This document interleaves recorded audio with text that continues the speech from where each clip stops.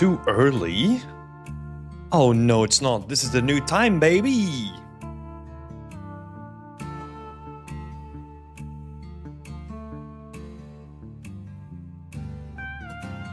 Welcome to me streaming in a different time zone. We finally made it alive across the border and all that kind of stuff. So, new time zone, yeah! Did I forget about a shift in the schedules? You did, but also I didn't properly announce it either, so I'm gonna be very forgiving and we're gonna go a little bit back and forth between the stream and Discord, so don't worry about it. We'll pick everyone up who's too late. Yeah, good to see everyone here. Soviet is first. Hell yeah. Fairmore is second. Josh is third. Let's go. Good to see you all here. Well, we might as well switch it up for the new office, right? Still a lot of work to be done, but hey, let's do it.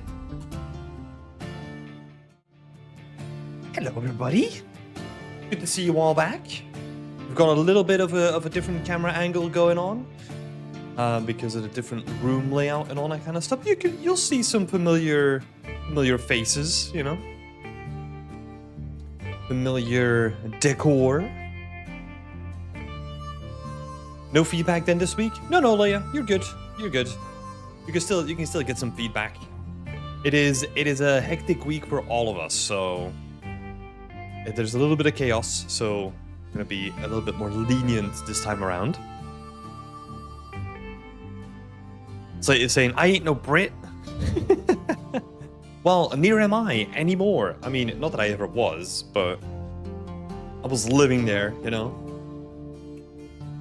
Bro moved his house as well.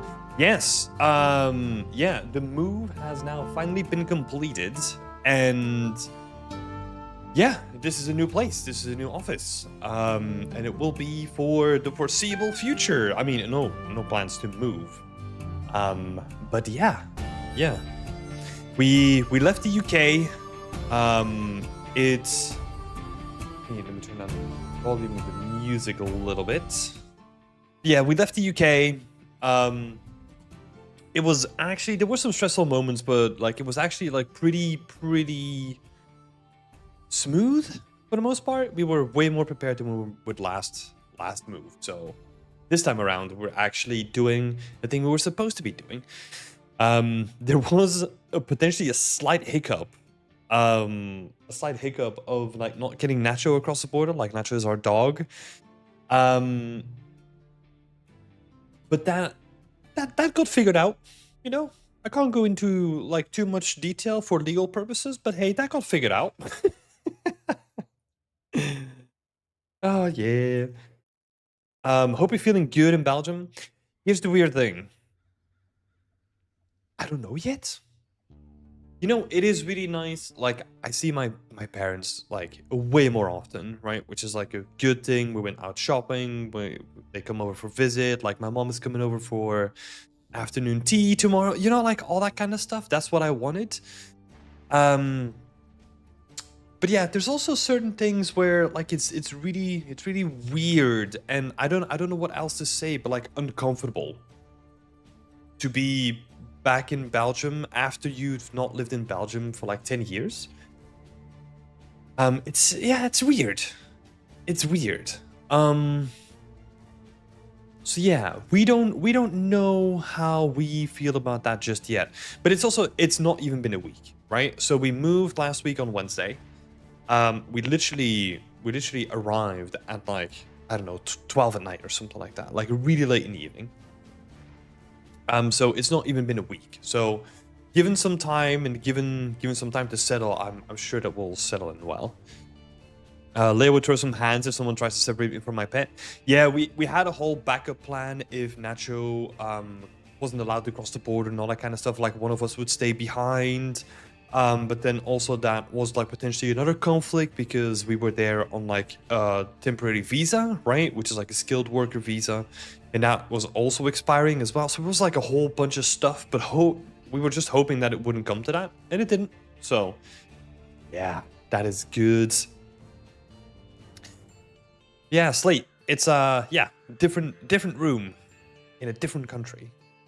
It's not the same room though. Like it's more cubey, I would say. It might even be a cube, which is quite nice. Leia is asking, are you going to focus on remote freelance positions now?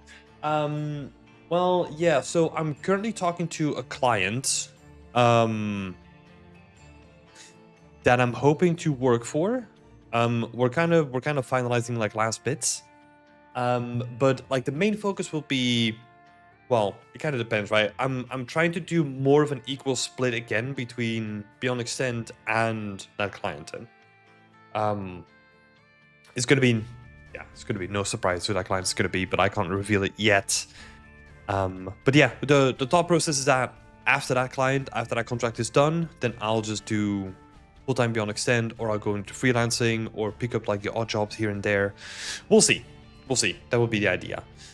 But yeah, I think it's really exciting. Like I'm looking forward to it.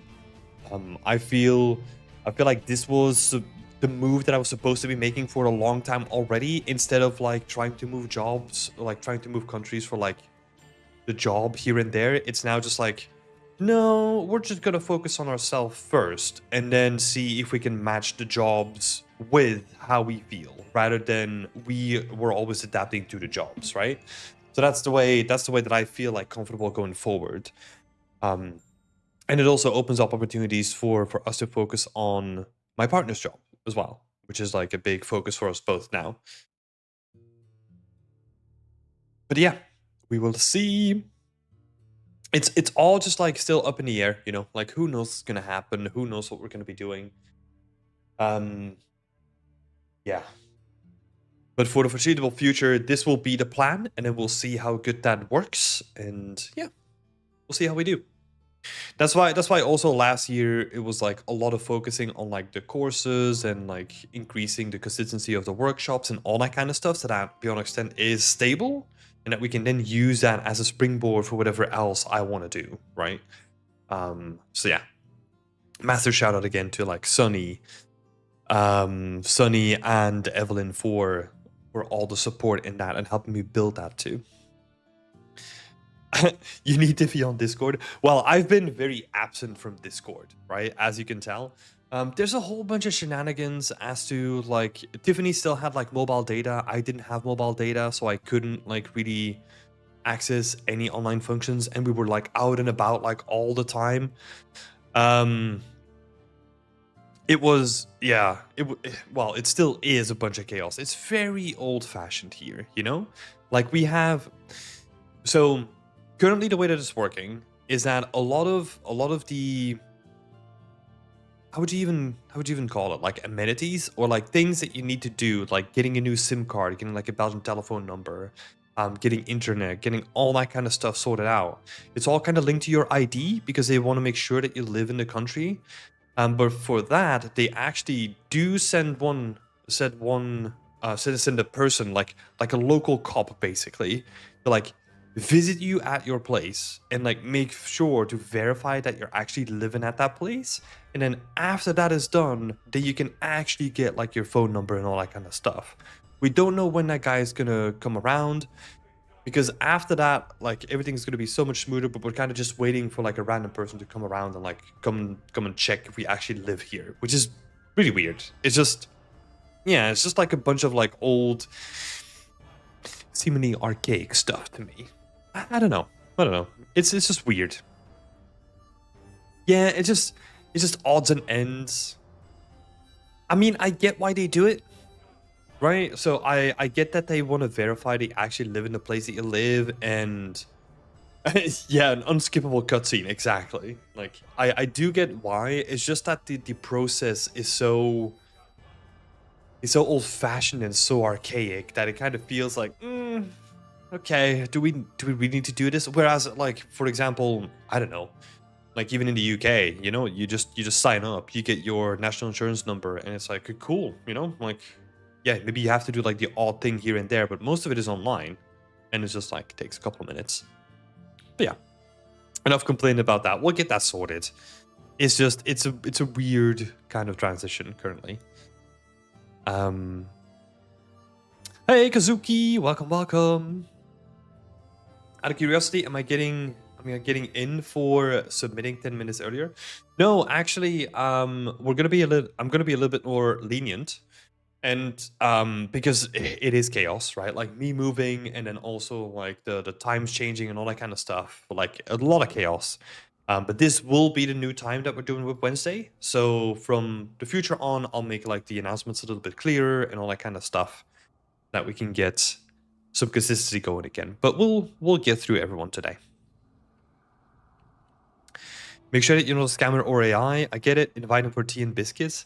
Well, yeah, we would send him an invite. Like we would send them an invite. It's just like we don't really know when or how or what's gonna happen. It's just like, oh yeah, at a certain point, a certain person is gonna come around, and it's just like, okay, okay. I guess we're just waiting. They might have even already showed up when we were like out furniture shopping or something like that. We just don't know, you know? It's a weird one. Is British food really that awful? No, actually. That's one thing that we really enjoyed is like how multicultural it in general is, and the places where we lived, like in Leamington Spa. Oh my god, you had so much variety in food, but in like a small town way, you know, where it's not all changed. It's all like local mom and pop shops and all that kind of stuff making really, really, really good food. Honestly, that's the one big difference that we're gonna miss because it seems in apart from in the bigger cities, like that stuff doesn't really happen in the smaller towns um in Belgium.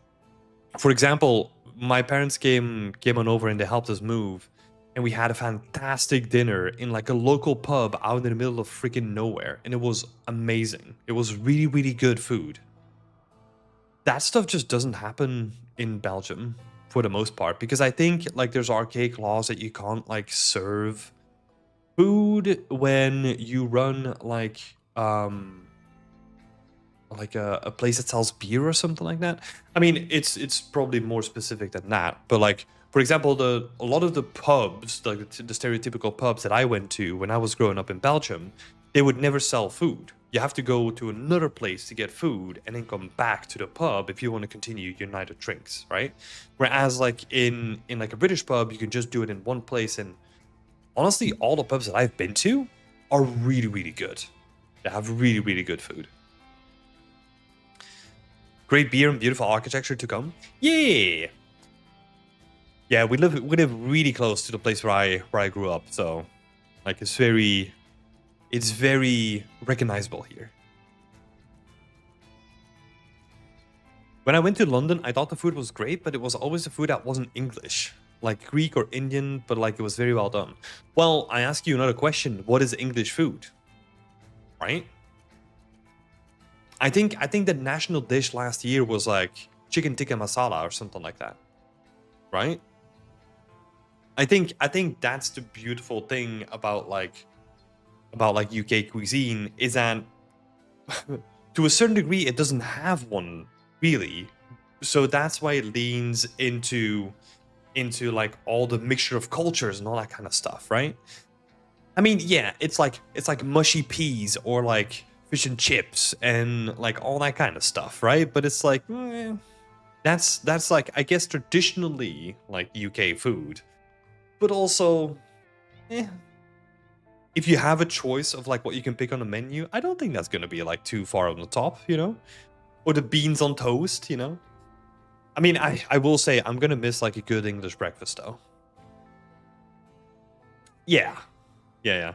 English breakfast is like eggs, baked beans, but also hash browns, a mushroom, a tomato, and then I mean, I don't need much more than that. And sometimes they do. God, this is less of a regular thing, but what's it called again? Black pudding. They add like black pudding into it as well. Hash browns are delicious, not gonna lie. Yeah, hash browns are good. Not my favorite, but I do like them as well. Hello, Artyom. Welcome, welcome. Yeah, and also Soviet. I hate mint sauce. Oh my god, whoever invented that? Jesus. Are the trains better in the UK than in Belgium? Huh. That is a good question. I think it's interesting. I think our rail network is, I got to be very specific with my words here, is way better planned out. I think it might be utilized to the same degree that it is in the UK, and it is more affordable than it is in the UK, for example. I don't know if that gives you like any indication, right? Because I feel like, for example, like some of the shittiest trains that I've been on in my entire life are like old pieces of shitty trains from like Belgium, you know? Like they still have like the old ones with like, oh my god, like the sun bleached like yellow windows and all that kind of stuff, where you can still smell the smoke from like people that smoked like a couple of decades ago and all that kind of stuff. Like I would see a lot of that stuff in Belgium. But then again, like it is way cheaper to travel compared to the UK again, because oh my god, if you want to travel by train, like there are a lot of tools that say like it's sometimes even cheaper to fly than it is to take a train. Like it's so ridiculous. But yeah, in general, we did really enjoy our time in the UK. Like it's I've been thinking about this a lot now, right? And it's a weird one. Like it's kind of a mixed feeling one, where if, I mean, it's just it is what it is, right? If the new rules with like Brexit and all that kind of stuff, where they were stringent on immigration, and that you didn't have to apply for the skilled worker visa as like a person from the EU, if there was still like free movement between the UK and Europe, we probably would still live in the UK. But that is a time that is long past and gone. So I feel like we're talking about like a different time now, where yeah, it's just it is really weird. I was really underestimating how big of a burden like a skilled worker visa would be, because especially if, because I was on a skilled worker visa and my contract was due to run out in a couple of months anyway, right? If that would have happened, which we don't know because I quit before that happened, that also meant that if my girlfriend had a job, she would be out of a job as well, because she's dependent on my visa to stay in the country, right? And that adds a lot of pressure on me to then consistently find a job over and over. And you know how that is in the games industry. And to a certain degree, like whenever that happens, whenever I felt that pressure personally, I would always think to myself, like, why am I doing this? Like, I have access to the entirety of Europe to the right side of me. Like, why do I really want to stay here, right?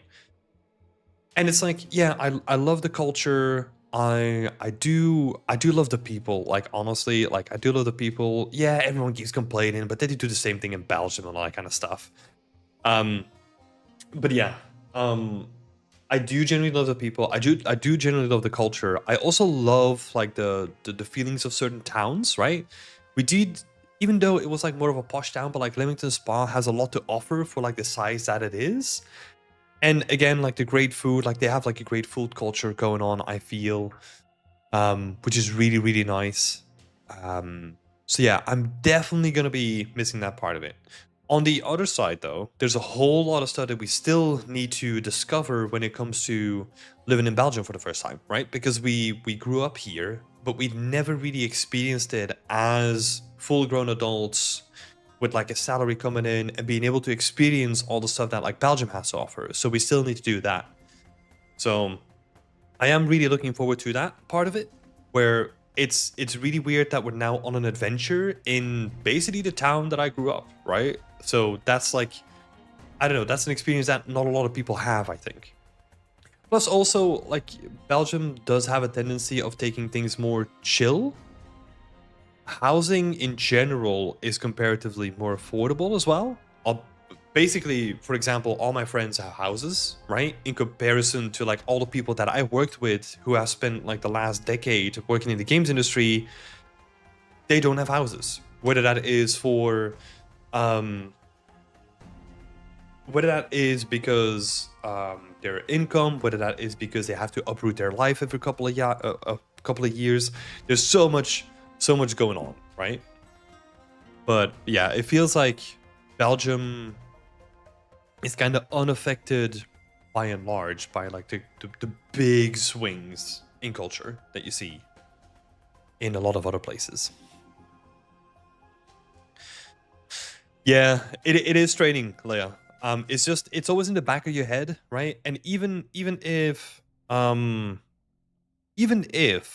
because I thought about this a lot, right? Like even if like I was like, hey, look, Bionic Sin is doing really well. What if I just go full time in the UK? I couldn't do that because that meant that I had to basically support my own visa.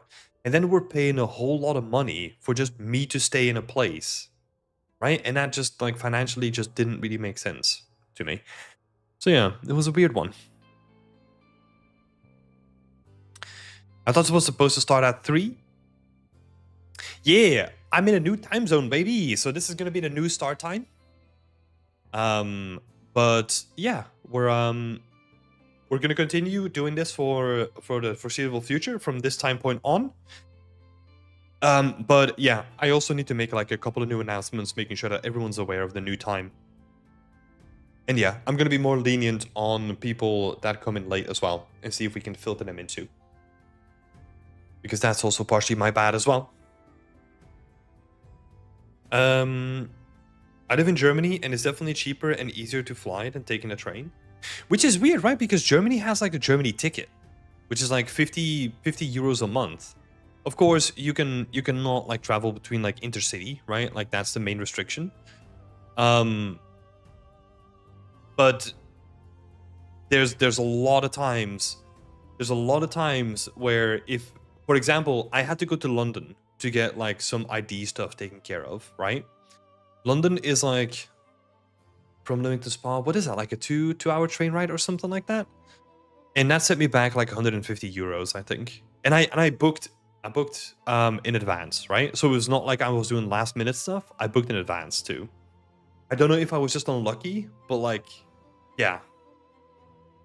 Like the thing that I literally had to do was like, well, if I'm gonna spend that much money, I might as well make a day trip out of it, right? And I just stayed the whole day in London just to maximize my money's worth, I guess. Tim returning to the starting zone at max level. Let's go. I'm gonna I'm gonna beat the shit out of some starting zone squirrels or whatever you have in WoW or something like that.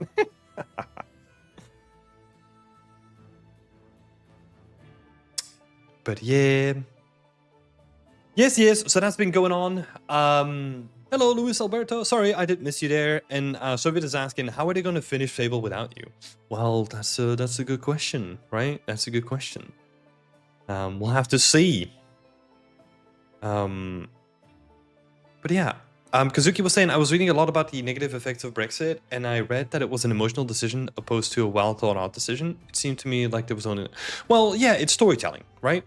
I mean, this is what politics comes down to in general to me, is that they had a way stronger story, right? Than just like, hey, look, we're just gonna remain, you know, like we're just gonna stay, we're just gonna do the same thing that we're doing, or we're gonna take things into our own hands and we're gonna do things differently, you know?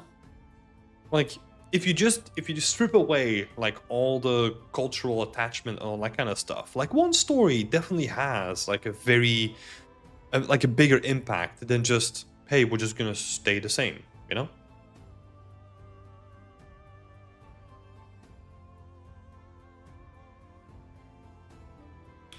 Regional trains cancel or delay very frequently. Yeah. Same thing in the UK as well. I mean, I think that's the same everywhere, to be honest. I'm honestly just happy coming from a small country that I get to be on a train or like a piece of public transport that doesn't come like once an hour, you know? Because I growing up had to walk multiple times for like multiple hours back home just because public transport, like the last one canceled, and that was the only option. So yeah. Yes, yes. But yeah, it feels good to be back. We still need to assemble some furniture. We're going to IKEA as well, like on Thursday. So assembling some last bits of furniture. Maybe going to look for like a couple of missing pieces. And then also, you see that massive blank wall over here? That has a purpose. Um, that purpose is all the team challenge frames, which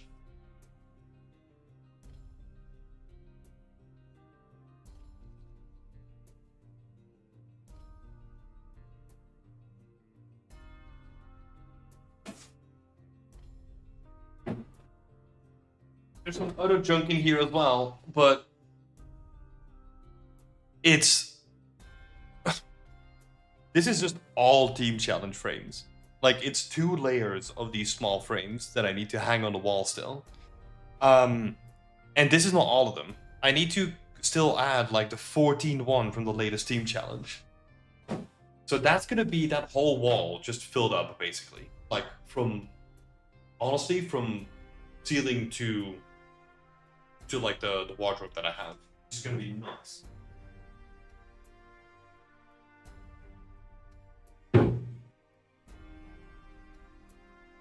However, I do have an issue with that because I'm still struggling to find the same frames. So that means that I might need to buy like 70 new frames to hang them all in and then probably reprint like 70 new pictures and all that kind of stuff too. So we'll be fine. We'll be fine. Get a new wicker wall thingy? No, Soviet. We've grown up from that. We no longer need wall dividers. We've got like separate office spaces now, which is great. I love it. I don't need a new wicker wall thingy. I do want to say we kept that thing way longer than we needed to. That thing was in like our upstairs hallway in our previous house from when we moved until the day we moved out. So it enjoyed a long and happy life.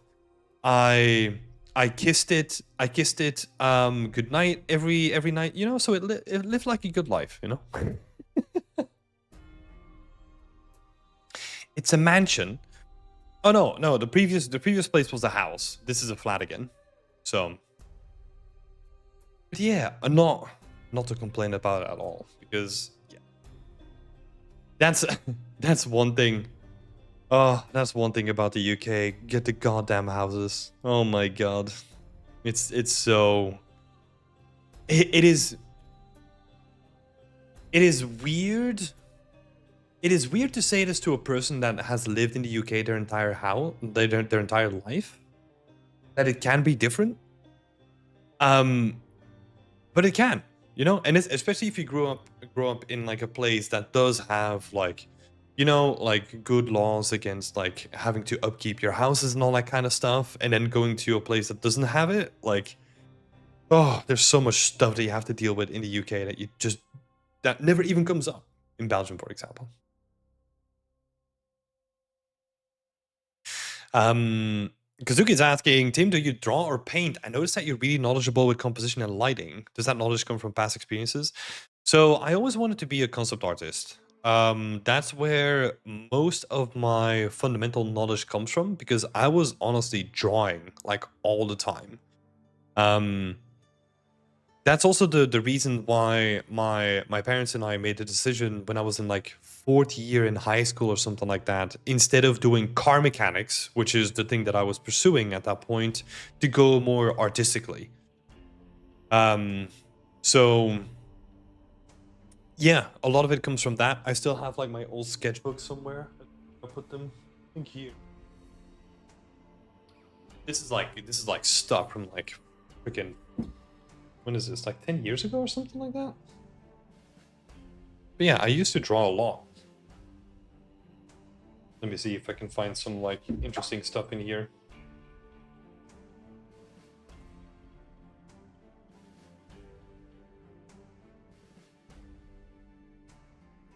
Yeah, it's mostly like cityscapes and all that kind of stuff. There's like stuff in here from like, from like school assignments back in the day, also 10 years ago by now. And the same thing, but then in like 3D. It was like a bug beetle car that we had to draw. Like my own designs and stuff. Well, the thing is falling apart. Let me see, but I would have a lot of fun, like, drawing, like, just random fantasy, like, I don't know, environments, This was before I even knew that 3D was an actual thing that you could do. So yeah, I do have a lot of those drawings. Never finished the sketchbook, actually. Like, a lot of it was just, like, random stuff, Just like a lot of random sketches and then being like, ooh, I really like one of those sketches, and then just like drawing them out in big next to it. So yeah, I think that's where a lot of my compositional and like fundamental like knowledge comes from. Because that's what I always wanted to do. I wanted to be a concept artist until I discovered 3D, and I was like, ooh, I can make the thing that I wanted to make, but I can make it actually walkable? Yeah, let's go. And also, like, on top of that, like, I've been doing this thing for like 10 years, right? So constantly being exposed to like how to improve composition and like working in games and like all that kind of stuff, like you get so absorbed in it. Oh yeah, Leia. Yeah. I'm curious if my neighbors upstairs can hear me now, and if we're gonna get a call at some point, because then who knows, we might need to change like the starting time of the stream again. We'll see. I think it's well insulated, so hopefully they shouldn't hear me. But yeah, that's probably where all that stuff comes from. Like all the fundamental knowledge is probably what I gained from like over time. And I think if it doesn't need to be good, right? Like to me, a lot of the drawings in that book specifically was just me taking it with me everywhere. And if I had some dead time, like for example, I used to draw a lot when I was waiting for the train or waiting for the bus. I would just whip out a sketchbook and just like draw like a little side panel of a bus, or like I don't know, like a little bit of like the supporting structure of like a train station that I was in, or something like that, and just like really try to understand like how the thing is built and like how it functions and why it's designed in certain ways. Yeah, and just I guess just like distilling the world around me, that helped me see a lot of things visually and like break it down into like simple elements, right? But yeah, that's probably where that comes from. All right, what do you think? Should we dive into some feedback, because we've been yapping for too long? I just want to give an introduction to the new office space. You'll probably see some changes here and there as new stuff comes in. Hopefully we'll get the frames up soon, because I'm really excited for that, get that wall filled up. And then I need to actually see if we can do something about like the noise bouncing, because there is a little bit of an echo. So we'll see about that. Anyway, let's dive into some feedback. Right. People are already on it. So let me see. Where's a YouTube? So Leia was first, Slate second, Josh third, and then Dennis fourth. That's good. If you want to get seen first, feel free to raise your hand or say something that you want to go first, and then we can dive into things. Leia, I don't have your stuff saved yet, so let me do that now.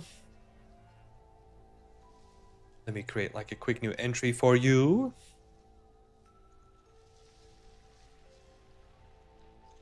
Let's open this sucker up. Let's get some of this stuff.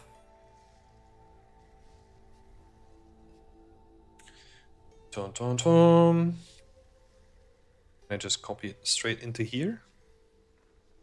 Should be able to. Oh, yeah, there we go. Oh, I think Discord is pretty slow with this stuff. Right.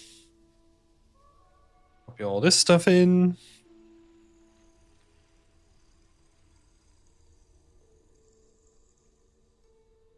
And then let's see. Let's get this organized.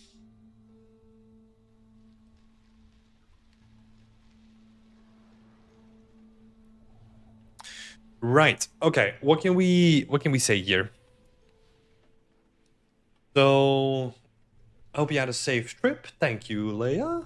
Appreciate it. I have 6 more days to bring every mesh into the L3 stage, and I'm confident of achieving. Afterwards, I want to focus on texture optimizations. My questions are, I'm planning to create a mix of procedural ground generation with sculpted refinement paths. I haven't searched up references yet, but what are your ideas on how I can make the ground visually interesting? Wait, procedural ground generation, like you're talking about like World Machine or something like that, right? And then going in with like your own sculpts in Unreal, right? And how can I make the ground visually interesting? Well, I think a lot of it in this case is like very subtle, right? It is just wherever you have carved those paths, we're just gonna do like a little bit of like a height adjustment, right? So basically anywhere where there's like a little path that you would take, you can kind of demarcate it and just be like, okay, there's a little path here, so there's probably going to connect to this one as well. Then we're going to extend this.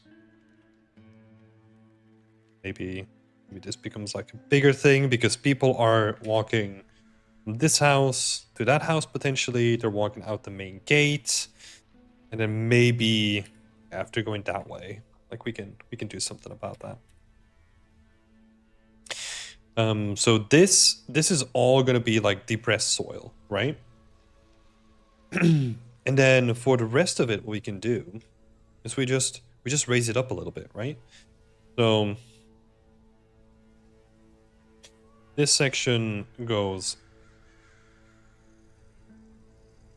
lower, and then we have this section that goes higher. And that's basically just like all the leftover stuff, right?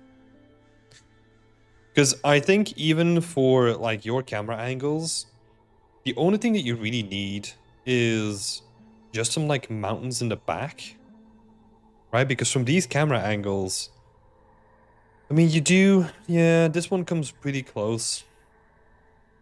I guess for this stuff, you would use like World Machine, right? Or something procedural, doesn't even matter.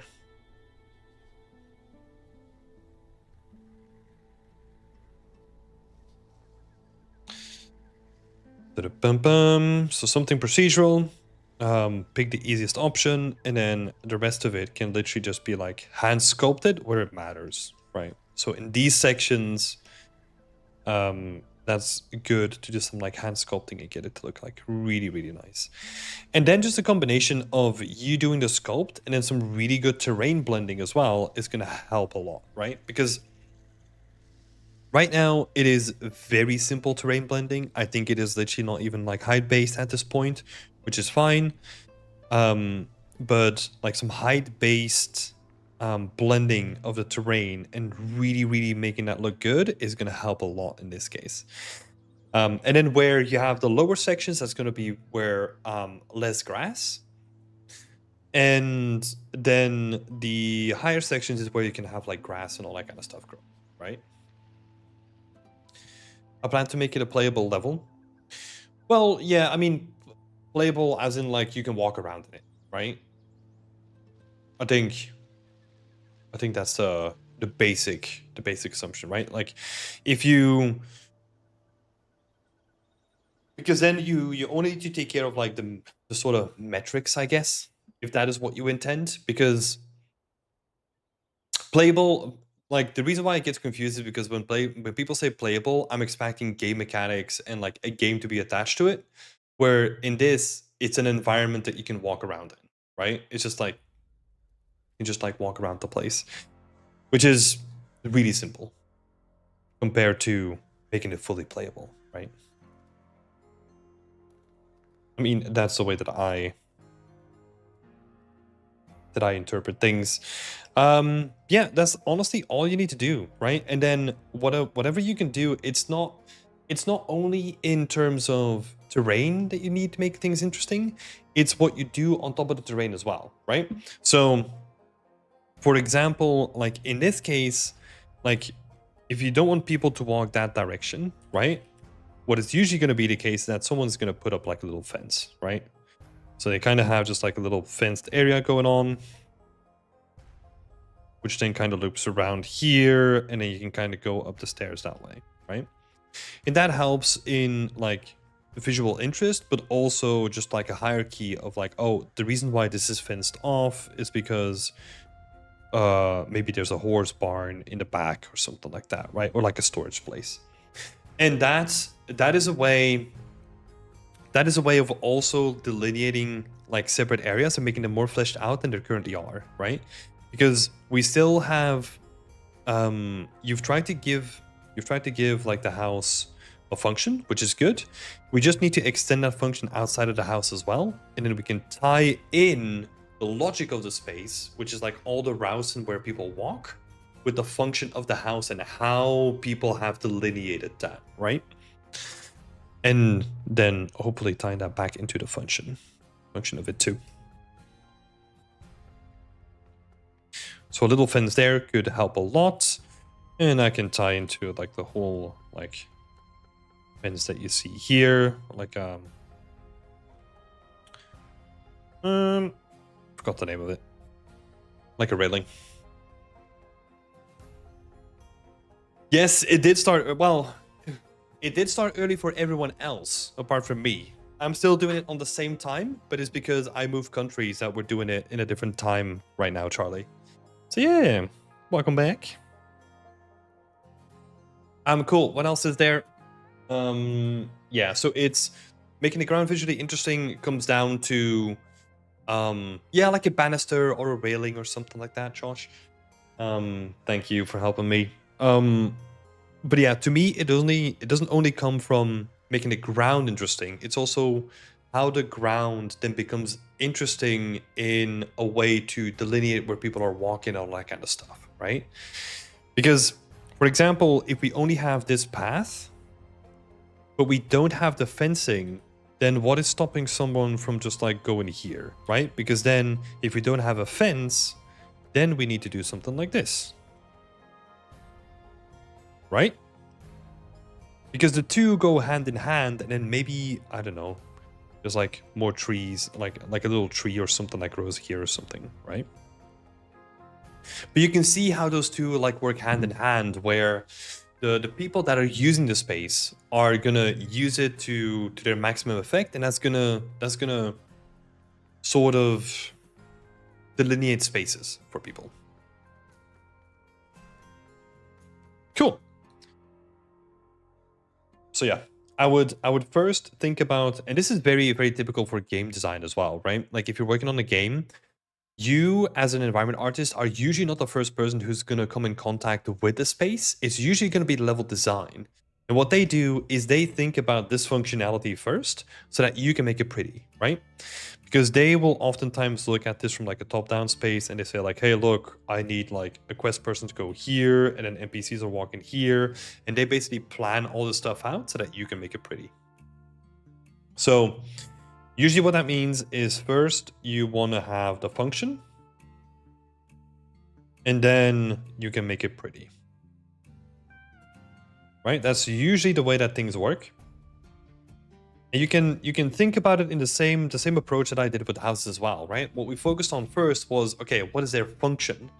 And then based on that function, we can integrate like beautiful things within that, right? That are in line with its function.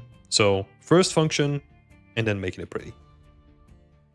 Cool. Second question. Are there any good resources that explain the process of ground generation? I know that Mana and Lumen love closed meshes, but do I just squash in meshes? I'm thinking of doing a Houdini pass for the base and then supplementing it with additional geo. Oh, I see what you're trying to do. It depends. It depends on if you're gonna have like a lot of high frequency detail or like a lot of separation between the ground itself. What's the best way of saying this? So imagine a road that comes up and you kind of have this like embankment on the side, right? In those cases, that's where you want to use like geometry, right? Because you want to have a clear separation between the terrain and that embankment, right? But for other more flat environments, you honestly don't need to have a lot. It is more like how you effectively use the textures on the terrain to simulate that there's a lot going on. But you don't necessarily need that much to make it look pretty convincing. Because yeah, if you have like a good dirt texture, if you have a good grass texture, all those things, they're gonna be way more helpful than just smashing like a bunch of geometry into it. At least that's my opinion. If you're doing purely nanite, then yeah, it doesn't hurt to have like a lot of different bits of geometry slapped in there, right? Like little bits of embankments. So let's say, what I mean with embankments are like little. So imagine if this is the road, right? Like the road kind of curves up and goes here. An embankment is like stuff that does this, right? Where it's like an elevated plateau with grass that just sticks up from the floor. And then that becomes like an island onto itself. Right? For that kind of stuff, that needs to be geo. The rest of it that's more flat doesn't need to be geometry. Let's see.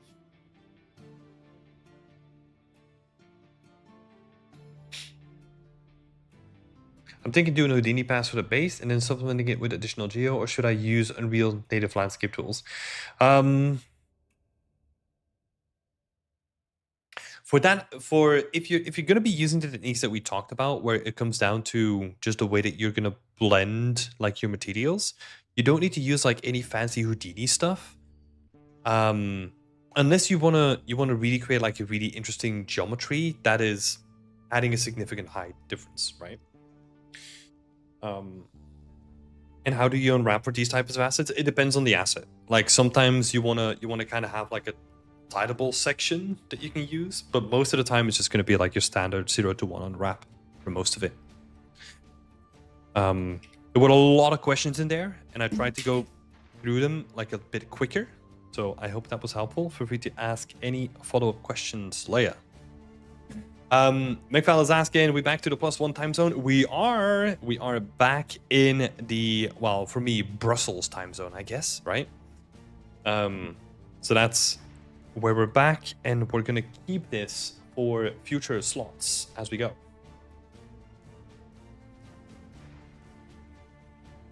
Okay,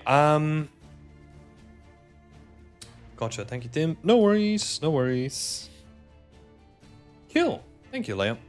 Let's see, who was next? Let me switch back to YouTube. Slate was next.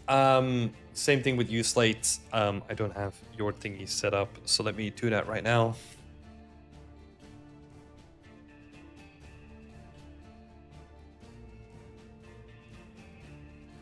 Just gonna open this, and then we're just gonna yeet all of this. This is weird, but I need your help. How can I add unique details such as leaks, dirt, and rust to the panels? Okay. This is going to be relatively simple, actually. Was there any follow-up there? Question 2. I tried my best to improve my black panels. I don't know why they still feel basic.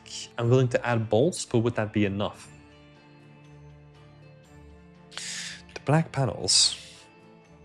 I mean, honestly, there's only so much you can do with like these like black, like modern metal banners, right? Let's see what we can do. First question though, the first question was about these like streaks, right? Right now you added them into your material, right? So how do we do those streaks while making them more modular, right? Very simple. For this type of stuff, just use decals. If you want that variation and you don't want to build it into your trim sheet, which honestly I wouldn't recommend, I would keep your trim sheet. So like your trim sheet should be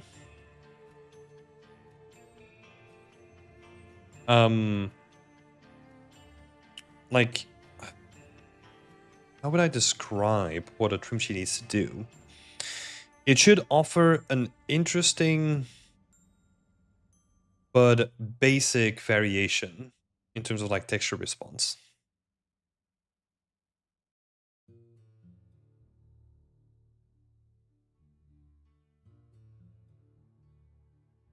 Right?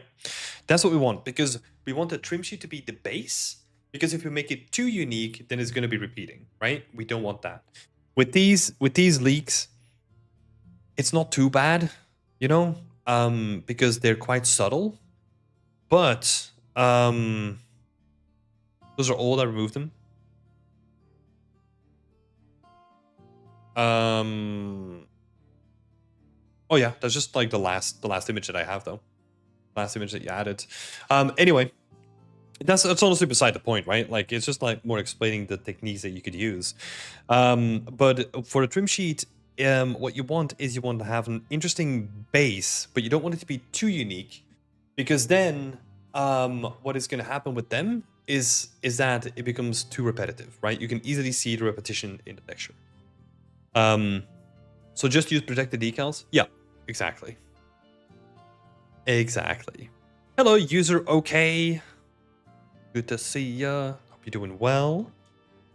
Oh, also for people that are new to the chat, feel free to ask any questions that you might have as you see me do draw overs, or maybe if you have questions yourself for your game dev career, that we can talk about them as well. Forgot to mention that today.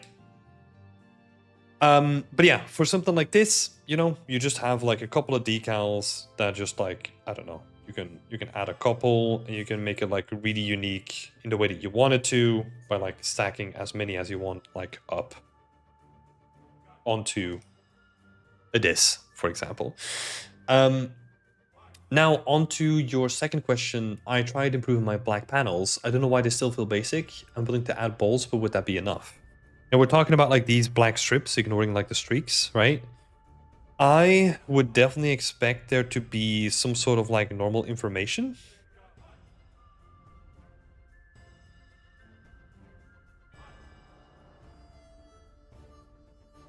Right? Whether that is like through like an actual geometry bevel, or if you want to bake that into the trim, that's also an option.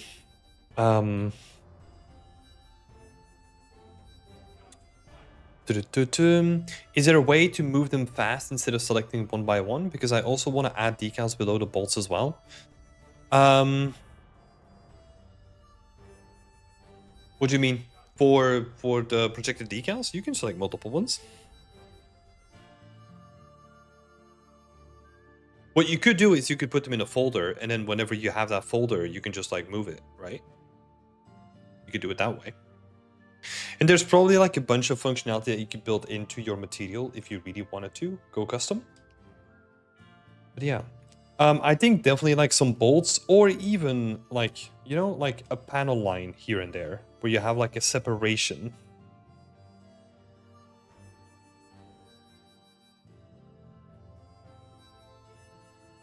And then maybe around that panel line, you could have like a couple of like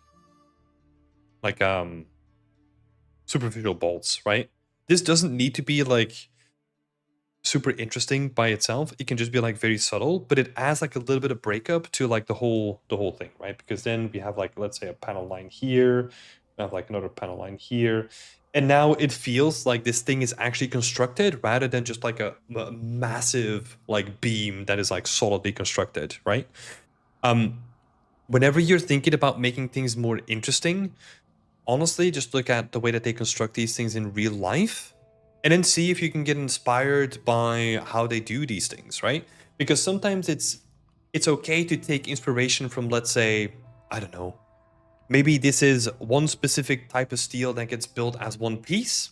That's fine. You can still take inspiration from like another type of steel that has like a bit more interest to then help you add visual interest to your scene, right? Yeah, some simple stuff like that could definitely work. Right, because yeah, even in the ones that you shared me, right? There's like these like little lips that you can see. For example, you can even see like these like little lips. Right? And sometimes it's literally just like this can be built into the trim, right? Like just a little lip, and then you slightly, how would I do this? You slightly rotate like the normal or something like that.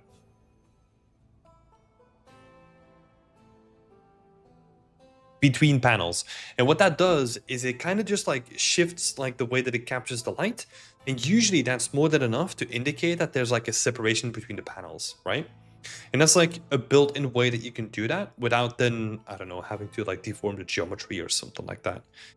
Because it's very subtle, right? Same thing is happening here, right? You can see that there's like a little dip here that just catches the light like ever slightly so different. You can kind of just build that into the normal, right? Like just masking out an area and just like adding like a little normal to it. And then these guys could work as well. Right. Yeah, you got all the good references here, right? And I just picked on one. Yeah, there's like that's like PVC. Yeah, there's one with like more bolts and all that kind of stuff. So yeah, you got some good references there.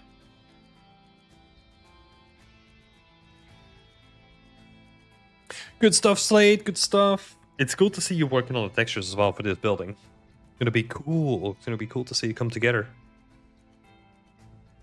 Right. Thank you, Slade. Thank you for showing it. Then we have who do we have next? Let's see. Yeah, thank you. No worries. Glad to be back. Glad to be doing this again. Oh, Charlie a while back was saying, not updates from me. Been working on my game project, so portfolio progress is minimal. I took your feedback on though, and I came up with a new workflow for procedural sculpting. Okay, interesting. What is that game project you're working on? Is that also something you have to do for uni or something? Or curious. Next one up is Josh. Let's have a look. Josh, this is the first time we're seeing your work. It's exciting. Let me zoom out here. Give it some more space. Where are you in the setup? Josh. Currently working on this PBR realistic game environment inspired by neo-noir aesthetics, and I'm looking for feedback.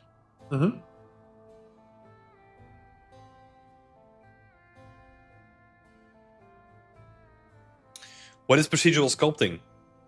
That's a good question, Fairmora. In this case, I also don't really know.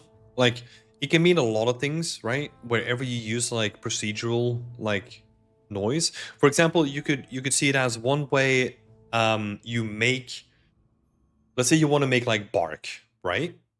You make that tileable texture inside of Substance Designer, so that you have your tileable bark texture. You take the height map, and then you go into Blender, you add a displacement modifier, you displace your geometry using that height map, then you reduce it down to like a decent poly count again, and now you have like a high poly sculpted object, right?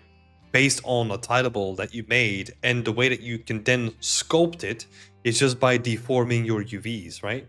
So instead of like just slapping it on to like your piece of like tree, let's say we have like a straight trunk, you can then rotate the UVs so that it's not just a straight trunk going up, but that there's like a rotation going into the texture, right? And then if you then displace along those UVs, you can kind of use your UVs to like deform where you want displacement to happen. I hope that makes sense. It's actually a technique that I use more and more and more now, where I tend to use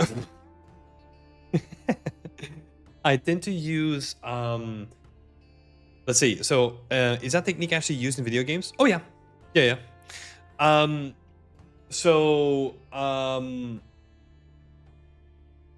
have used this in production.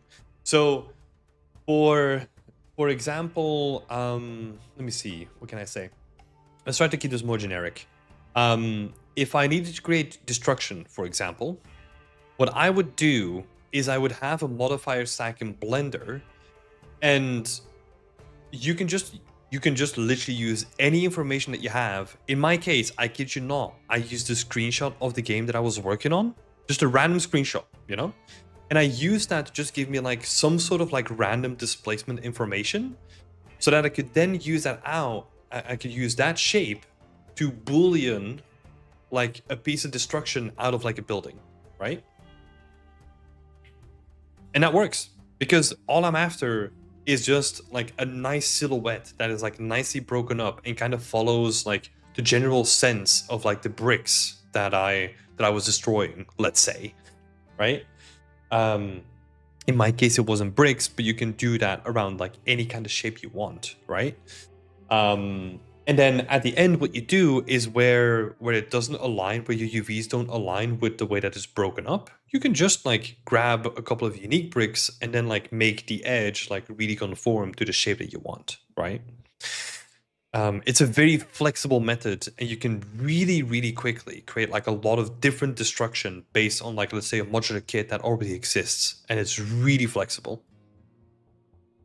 Because you could even then, build like another tool that allows you to like see where the boolean has cut and then automatically fill that up with like bricks, for example. But there's a whole bunch of ways that you could do this, right? Cool. Josh, let's have a look. First of all, you wanted some blockout feedback, right?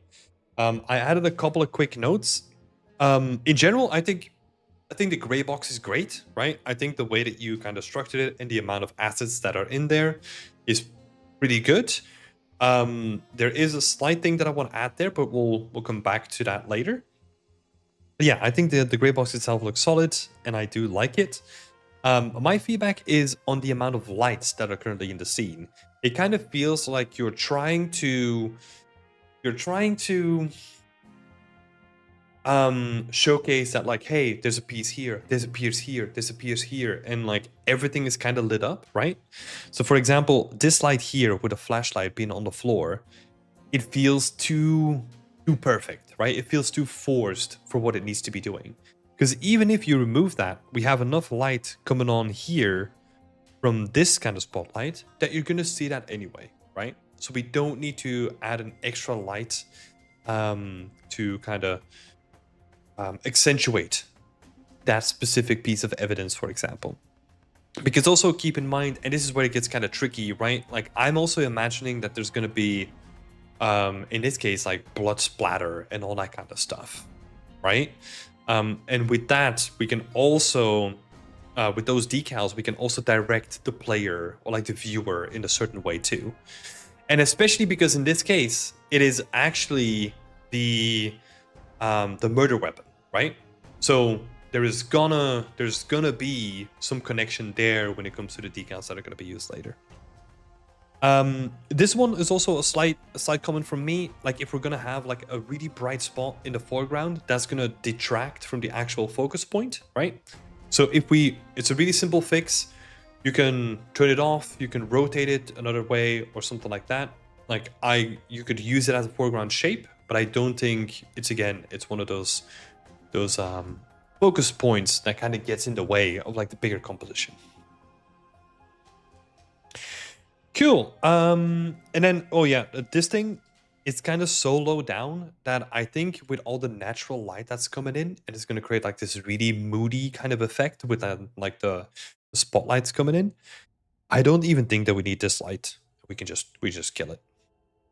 Because I think that was my biggest thing, like reducing the amount of lights, because I think the combination of like the natural blue light and then the crime lights and then like the slight kitchen light in the back, that is cool, right? Like that's gonna be enough to create like contrast and a certain mood to maybe then give like us like hints of like, oh, this person was doing something in the kitchen and it got surprised and then I don't know, something happened there, right?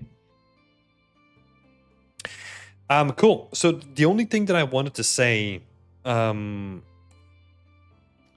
the amount of props, and I don't know if this was intentional, and this is like an offhand note, right? Like this is not relevant to the question that you were asking, but I was wondering if there's something that we can do to hint as to why the crime has happened. Because I was thinking about this. If you have this shot here that showcases the apartment without the crime happening, this feels like a poor man's apartment. Like a person who's barely getting by, who just has like a bunch of like junk found on the street. And it's just, it feels like it's almost like a vagrant type of situation, right? I don't know if that word is still used or even still like applicable, but yeah, it feels like someone that is barely scraping by. Like, why would they be the murder victim, right? Like, why would they be targeted? And there's something there that, I don't know, maybe there's some sort of hint or some sort of indication as to why the crime happened. That could be interesting to think about. And maybe visualize as well.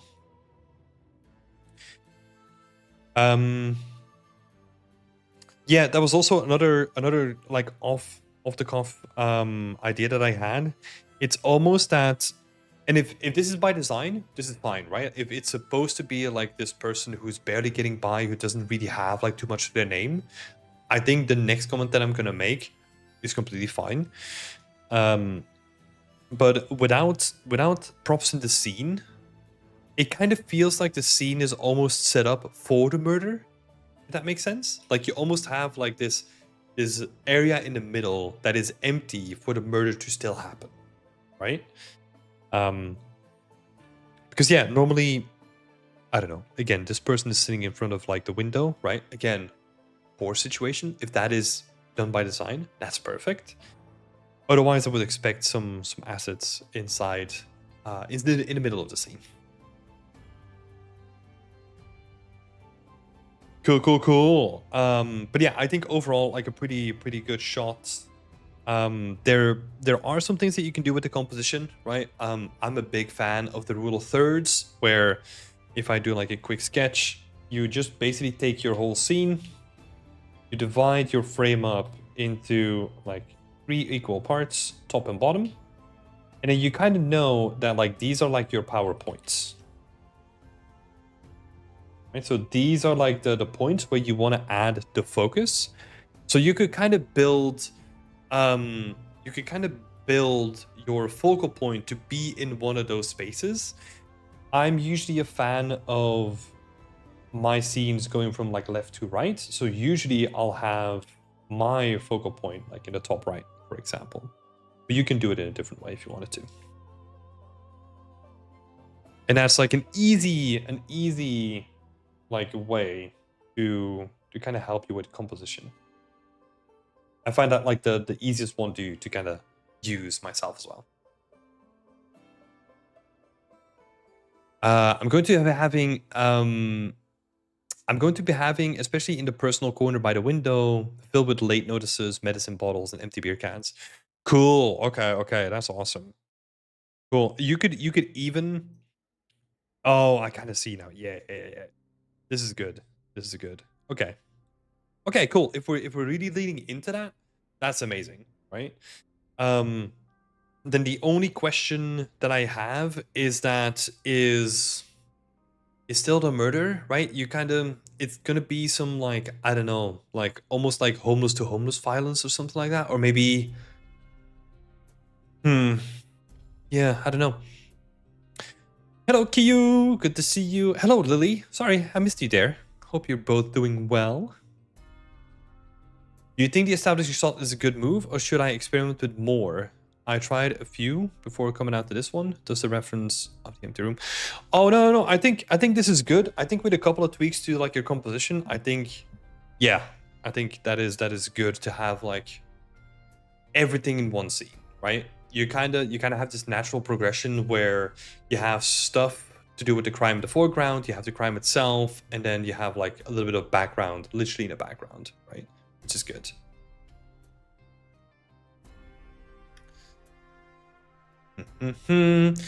I could be wrong, but just in case, avoid streaks of blood to indicate the murder. It's quite overdone. Yeah.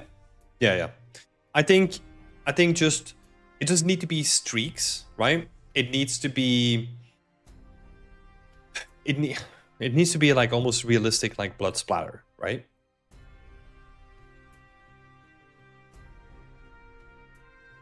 Because that also has directionality to it. You don't want like the stereotypical like dragging of the body and all that kind of stuff. That is definitely overdone. I fully agree. Maybe a mattress on the floor somewhere to indicate that this person is down bad and sleeping there. Yeah, there's a little mattress here. It's not on the floor, but it's as close to the floor as you can get without actually being on the floor.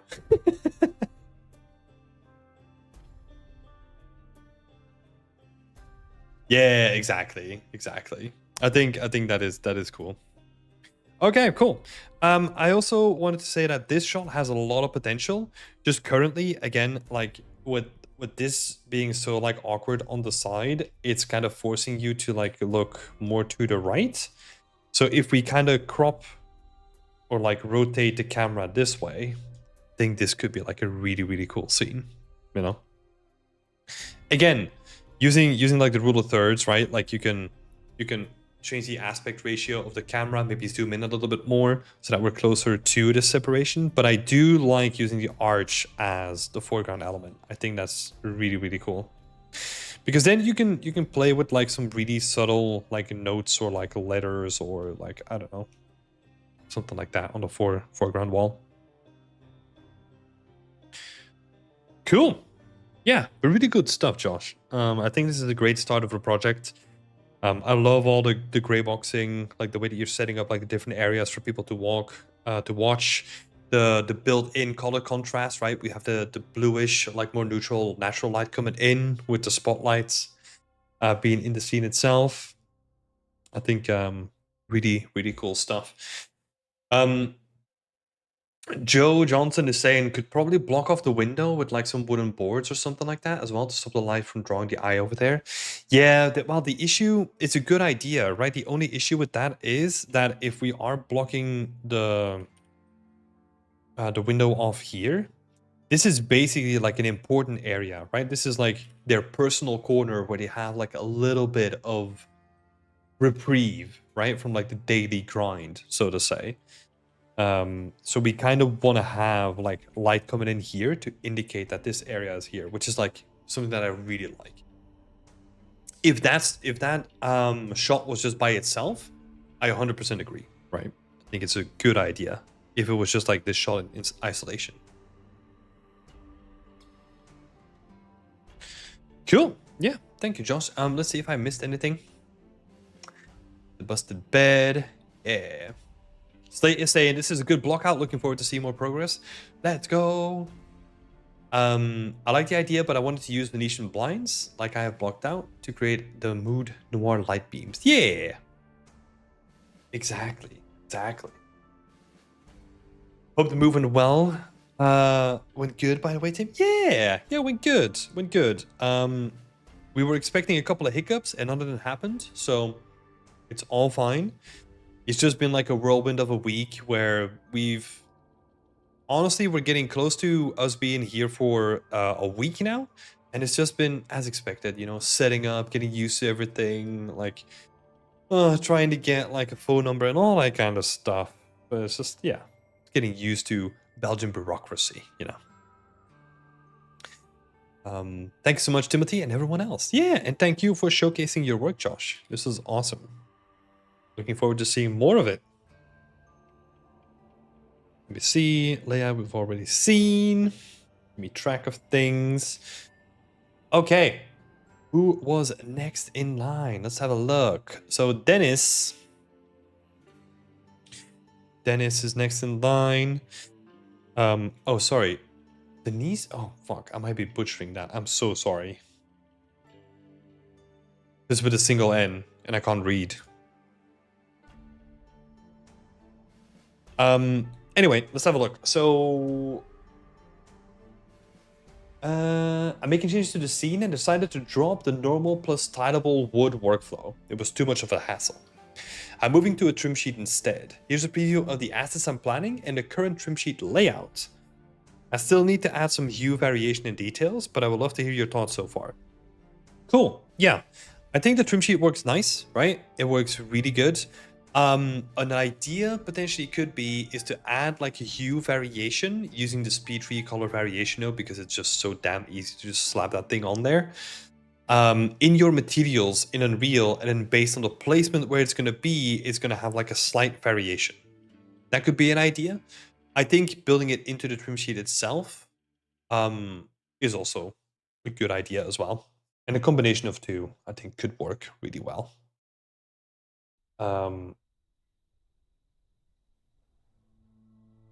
So speed recolor variation node.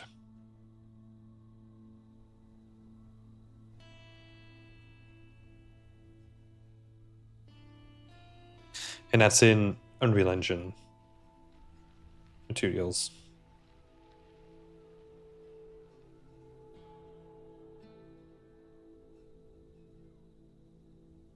Just has to be very subtle. Love the lighting and the colors of this environment. Yeah. Very pleasing to look at. The other thing that I also will say is, again, trim sheet is looking really good.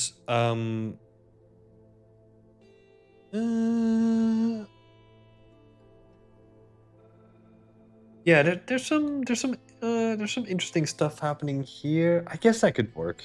Yeah. Yeah, I guess that's fine. The other thing that I was gonna say is that compared to the old method, right? It does feel more flat at the moment, especially in this area, right? Like if we have like the nice normal sculpted like wooden beams and all that kind of stuff, comparing that to the trim sheet that is used here, it feels like slightly different in style. And I guess that's where you're talking about like the hue variation as well, right? That's also going to help a lot. But I think it's also coming down to the additional normal information, right? Having those like, I guess, more stereotypical like stylized like cuts in the wooden beams.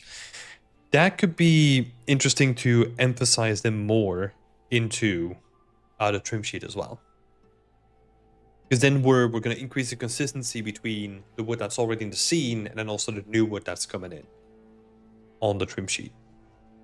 So yeah, it's basically comparing all the stuff down here, right, as like a quick example, versus the stuff up here, right?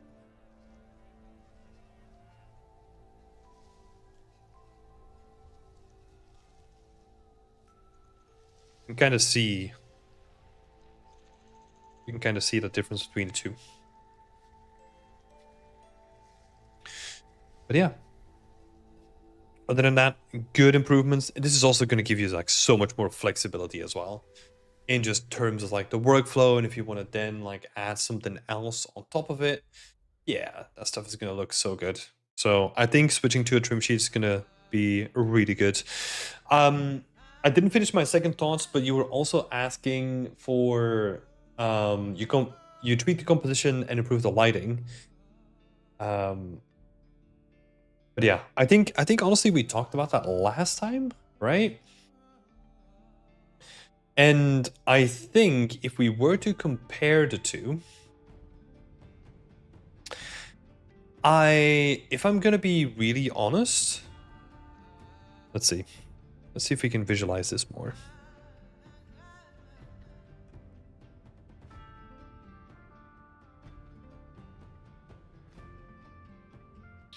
Because if we take a similar screenshot here,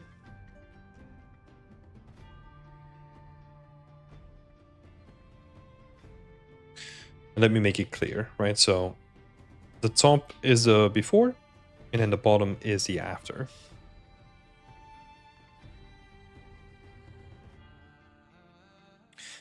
I think what I'm missing is that, like, that moody, warm glow, right? That you had before. It has sort of diminished.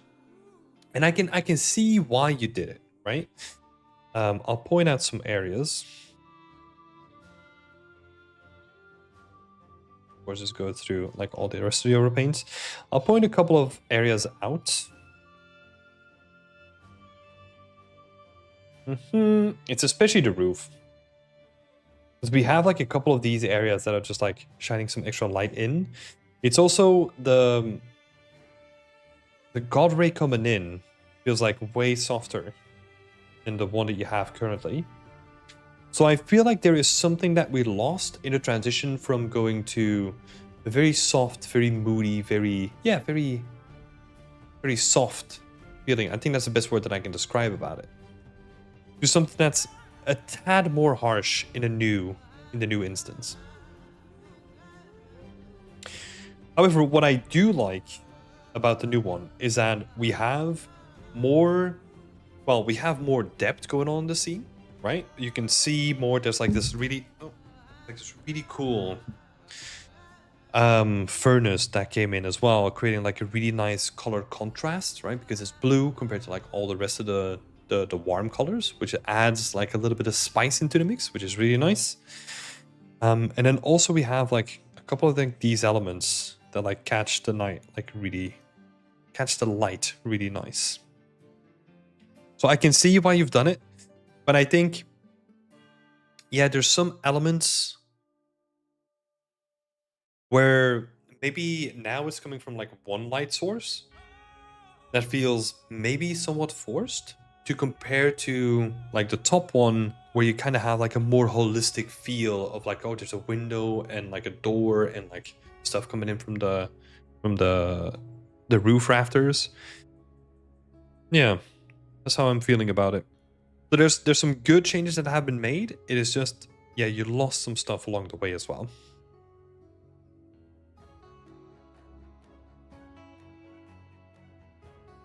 So yeah, that's what I would say. Yeah, I mean, it's still a really, really cool scene. I think you're doing a fantastic job on all the little trinkets and little bits of texture and all the assets, and like, yeah, it's looking really, really nice. And I think you're doing a fantastic job on making the whole scene itself, right? And like really filling it with like little bits that are meaningful. Yeah, I'm looking forward to how this is going to come together. And even more than it is already. Let me see. Yeah. That's it from my end. So thank you so much for showing your work and your progress. And I'm looking forward to next week's update.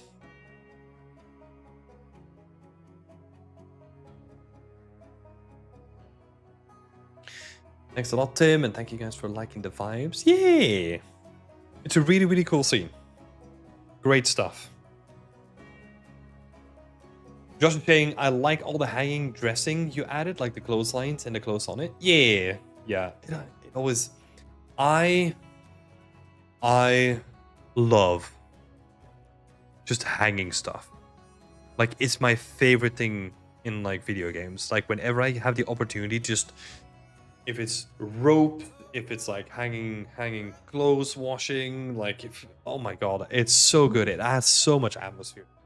Like little flags, little banners, little... Oh my god, it's so good. If just wires or... Yeah, it is so good to fill up a scene. I love it.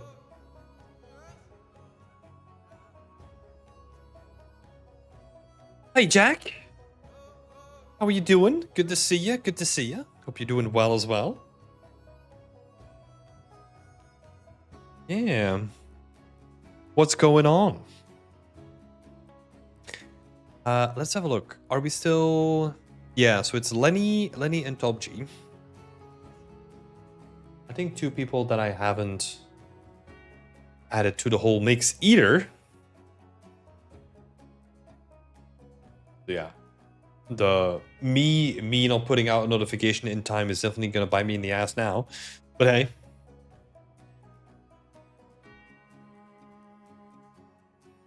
Ba-da-bum-bum. Let me see. Thank you for the feedback. As I was sure everyone will go for Cactus number 1, I've overwritten the version and shown it into Cactus number 3. Hold on, let me get some visuals on the screen for everyone as well. So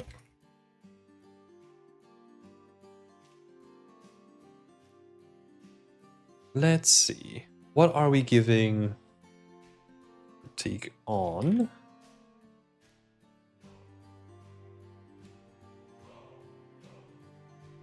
Are we doing a multiple choice thing? Is that what's happening here?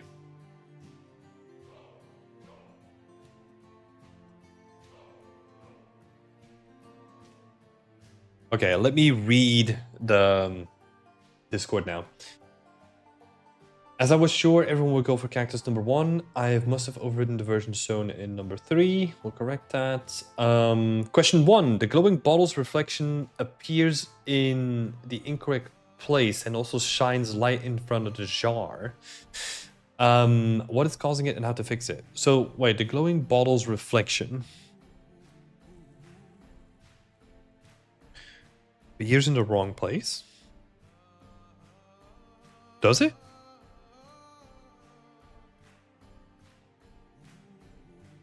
Because that's based on the viewing angle, right?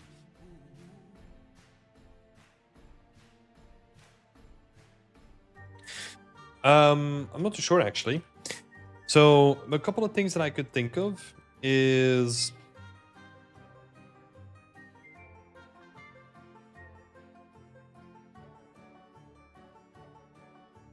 so for the reflection fix, honestly, this is more of a question for troubleshooting, perhaps, you know?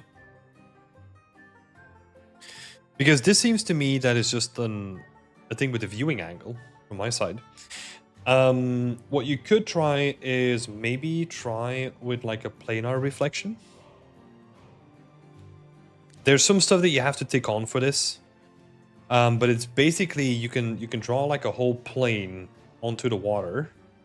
And that might give you more accurate results when it comes to this. But yeah, don't know if that's gonna fix it though.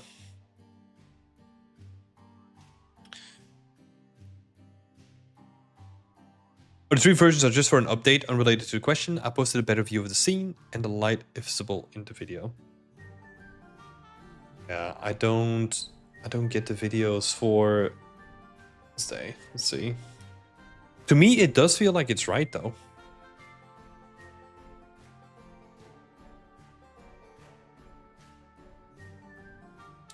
Let's see. Yeah, because even in the one that you posted as an update, right? I have one other thing, but I'm not sure if they're going to be related at all that I can think of. Oh, what I wanted to do.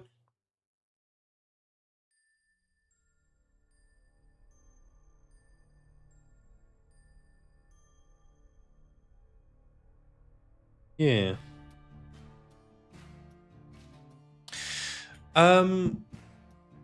Yeah, I'm not too sure. The other thing that I was gonna say is maybe play around with the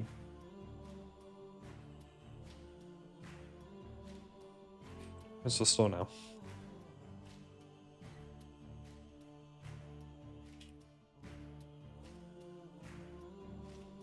Refraction could also be the thing. What refraction does is basically imagine if you're looking underneath like a water surface, right? There is a little bit of a bend that happens in between where the object actually is. So for example, if we have the surface of water and you're standing here and there's a little fishy down here, what you would expect is that this is happening, right? You have an uninterrupted sight on the fish below. However, what actually happens is because water is a volume, it actually, I don't know which way it refracts actually, but it will bend light as it goes through the surface, right? Maybe that's what's happening here, and it's also causing the reflection to change slightly, which is weird. I don't think that's it, because refraction is something that happens under the water and not on the water surface, right?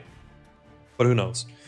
So I'm actually not sure. This is one for troubleshooting. I would advise you to post it in there and then see if other people have an opinion on this, because I am not too sure.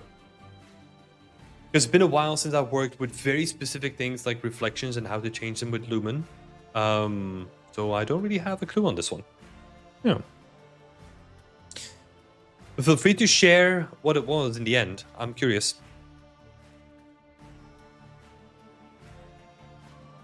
Doing well, thank you. Just moved for the new job. Loving the vibes of the stream. Oh, you actually moved for the job as well. Oh yeah. Who was I talking to? It was someone else that was saying that you did have to move. I assumed that you didn't have to, Jack. But yeah, I hope you're loving the new place. Are you getting settled in well? Yeah, sorry about that, Lenny. Probably better luck with other people in the community for this one. Right, and I think from this point on, it's a free-for-all. So let's have a look. Oh no, it's not. It's Moment first. Moment is the last of the free-for-all people that joined. Let's see. Where are we?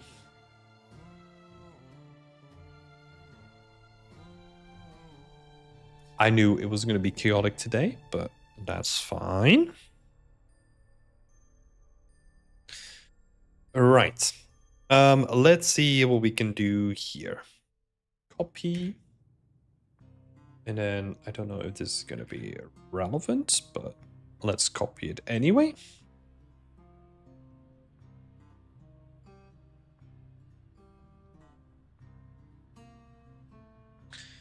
Right. Okay, Top G, let's have a look. Hope you're doing well with the move. Thank you.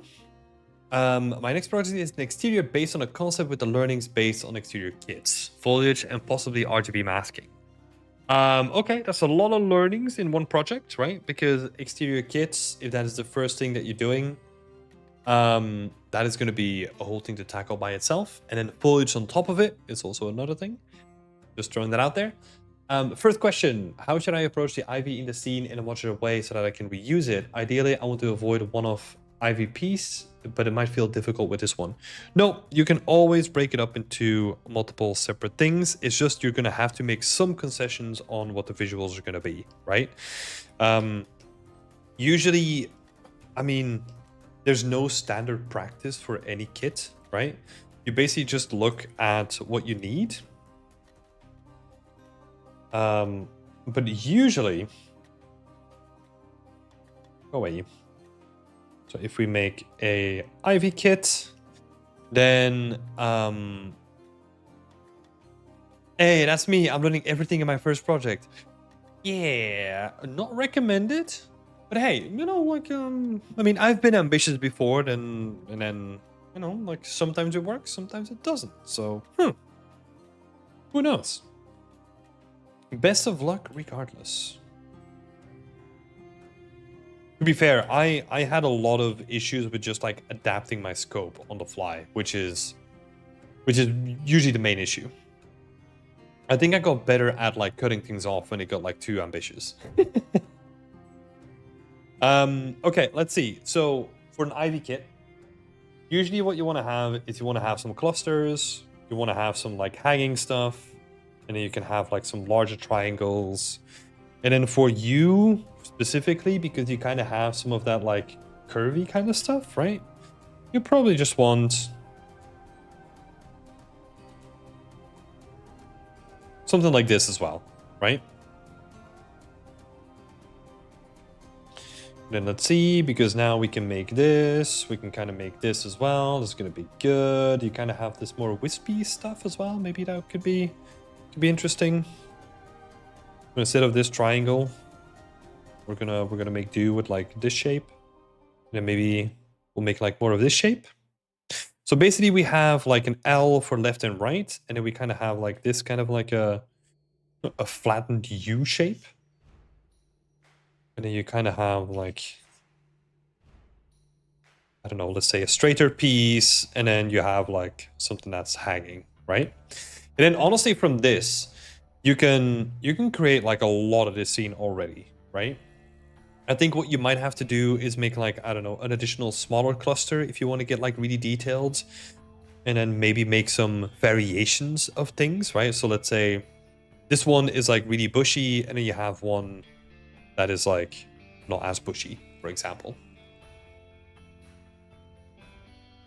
What about the one on the back right? Well, like this one.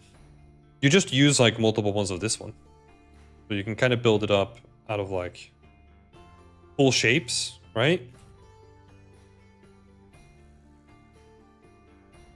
And then for the wispy pieces, you just use like, I don't know, some of these guys, right? Like some of these longer pieces.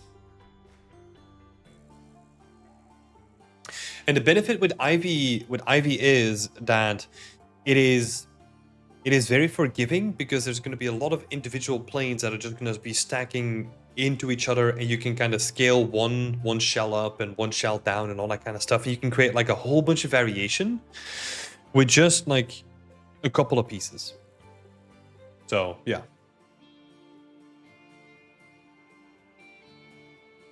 So you're saying, well, I wasn't talking about software, just like things like modular kits, decal sliding, and all that kind of stuff. Oh yeah. Oh yeah. Oh yeah. It is hard. It's always the same thing, right? Like you want to make like the cool stuff, but the cool stuff is really hard to do and requires you to be like multidisciplinary in like a bunch of a bunch of varied things. So yeah, it just takes time, honestly. And especially if you're like me and you're like impatient and you want to get shit done now and like even sooner if possible, you're gonna run into issues where it's just gonna be like, oh, whoops. Well, I guess another scrap project, you know, because I'm not gonna be able to make this.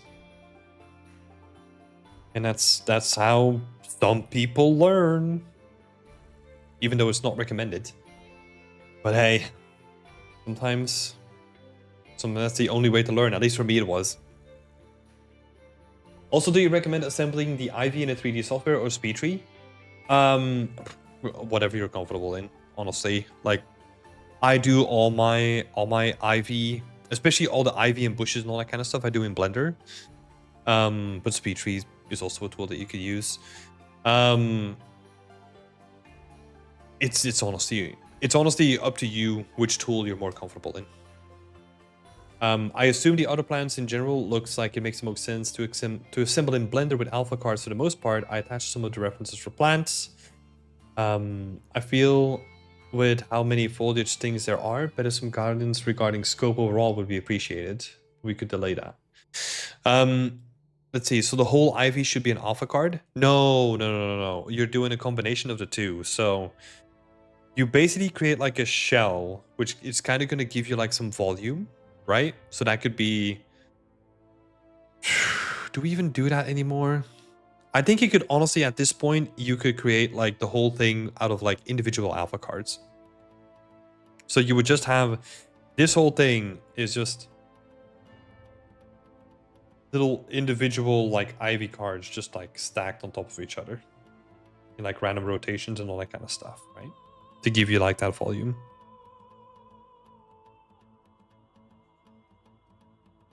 We used to do it in a way where you have like your volume first, right? And then you would add like individual cards on top of it to kind of give you the option to be like really cheap. But right now, I think honestly, most of the foliage that you see in games these days is going to be this approach. It's just going to be cards only.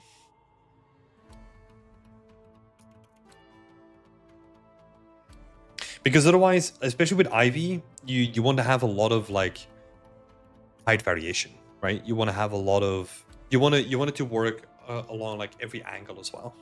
So you need that volume.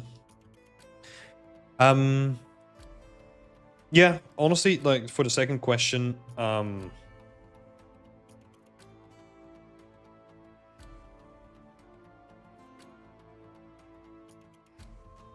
Pick the tool that you're most comfortable with.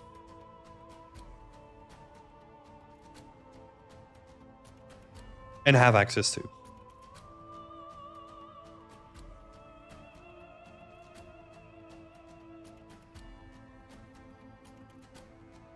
Right, because I know, for example, Blender is free, SpeedTree is paid. For me, I'm using Blender, you know? Like that's like my way of thinking. But if you already have, I don't know, a student license for SpeedTree or whatever, you can use that.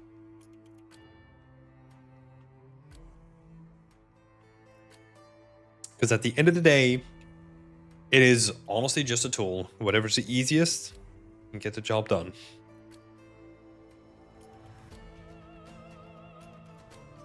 Cool. If you feel like how many foliage there are, some guidance regarding scope overall. Honestly, the way that I would approach it, and this is like very simple, right? Just do the ivy.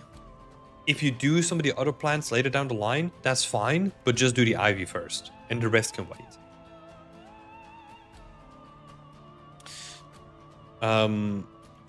I don't know if I can share links. I don't think you can on YouTube Fair, so sorry for that one. Do you use Blender for vegetation, Tim? Yes.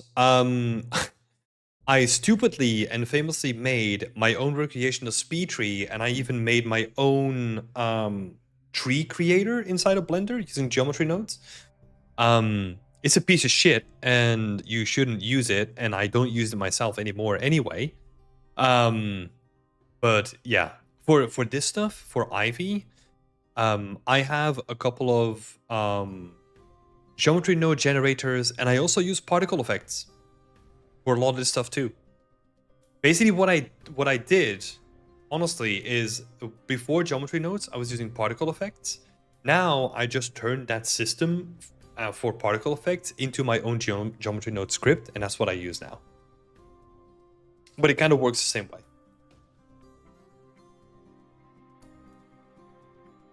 So yeah, that's what I use personally.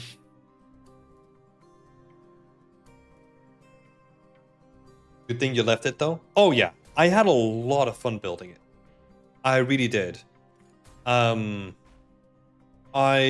really enjoyed making the tool, and I still have it, and it still somewhat functions, right? But now you get to the stage where it's like, okay, it's good at making this one tree that I wanted to make. What if I want to make another tree? And it's just like, oh god, now I need to like implement like a whole bunch of new features, and it's like, I don't want to build a tool, I just want to build a tree. And it's just like, okay, we're not doing this anymore. Okay. There are some really cool things that you can do. There's even some parts of the tool that I can actually effectively reuse with a new workflow that they're doing in Unreal, where you basically compile trees inside of PCG now. And I built a tool where basically you just give it a volume. You then I don't know if I did this automatically, but like you basically give it a volume and you set a start point, and it will then pick the furthest end point, and then it will grow like a branch in between them, which is awesome, right? Because now whenever I change the volume, it will then just fill up the whole volume with a branch, right? And it's like a really flexible way of working, because now the only thing that I'm doing, sure, it's chaotic, but like the only thing that I'm doing is I'm just changing the volume itself, and I have like a new branch, and I can just duplicate that off and generate a new branch and duplicate that off and generate a new branch and all that kind of stuff. It's really cool. Anyway. Yeah, that's about it, Moment. Or Top G. Thank you so much for sharing your work. This is it's a really cool project. I love this sort of style where it's like the man-made mixed with the vegetation coming in. It's cool. But yeah. Good luck on the projects. Right, and now we're off to the races. Now it's free for all. So let's see if we can blast through some stuff. I saw McFall in here, so let's start with you this time. McFall was... Where are we? Where is your little thread? There we go. Questions. How do the bricks read compared to the last time? The mortar still whip? Question mark? Yeah, I do like the way that they read now. And honestly, this gives you like the perfect base to now introduce more noise on top of, right? Because I think if, let's say, for a quick way, you would now make the same variation, but like with really noisy mortar and like broken up stones, you can then just like blend between the two with vertex paint, right? And that's gonna look so good. Rather than starting from a noisy base and then trying to do the opposite way around, right? It's usually more effective to have a clean base and then do noise on top of it, rather than having noise and then trying to do a clean base afterwards. Yeah, I think this looks really nice. Looks really, really good. For the second part of your question, you were asking about the trim sheet section. And I'm assuming that's the whole thing here, right? Like basically the whole thing. But I thought that you were just talking about this because you were singling out like the mortar in between. And that's honestly the only thing that I have a comment about, right? Is that all the stuff, well, most of it works. It's only like these two, right? Like these two sections, because we don't have an effective way to blend what's behind it. I think honestly that's where you just need like a bit of mortar or something like that, something generic that you can fill in its place, right? To kind of solve that, because honestly, the stuff in here also pretty generic. So just something that we can kind of fill up, but that's already what you're hinting about. I would just go for that. And then since I was not sure what you were talking about with the trim sheet, I also assumed that you were talking about the door. Well, I just give you some free advice here. For this section, it comes down to a combination of using smart UVs, as in like being really clever with the way that you UV around like especially the top beam of the door, right? And then separating out some cutout bricks that you can then add on the sides. So what that means is that I think you've already done like a pretty good job with aligning most of the bricks with the top. It's just these little sections where you then have to, I don't know, cut in like a separate brick with like a little bit of mortar around it so that you can fill up those like little gaps, right? And then potentially same thing here with this one. I think the rest of them actually work pretty nice. So you only have like a couple of places where you have to like cut in. But yeah, I think you were still doing that anyway. So that is 100% fine. Yeah, I think this actually works like pretty nice. So you got like this little trim here. That works really nice to add like a little bit of separation. That is cool. And the other trim works fine as well. Yeah, man. Cool stuff. I like it. Yeah. Good stuff, McFell. Solid work. It's cool to see the progress again. I've been missing this for a couple of weeks. But it's cool to see people back on track. Honestly, it's also most people that we're looking at have been participating in a team challenge and all that kind of stuff too. So for some people, it doesn't feel like I missed that much at all, you know? Because they were busy grinding the team challenge. Yes. Okay. Yeah, Miguel, thank you so much. Right. Moving straight along to Rancho. Working on the abandoned apartment. Questions. It's an interesting question here. So Rancho is asking, for personal projects like this, do you think the overall lighting should be brighter? Or should I stick with the game reference, like Silent Hill looks like? So we see like the Silent Hill references on the right. Or do we make them brighter, right?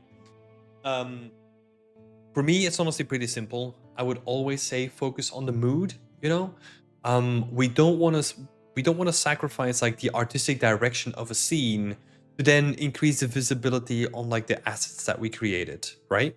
Because the way that we set up our portfolio projects anyway is that we have the main shot or like the multiple main shots that really focus on the mood and the story and the impact, right? Like the artistic creation behind it.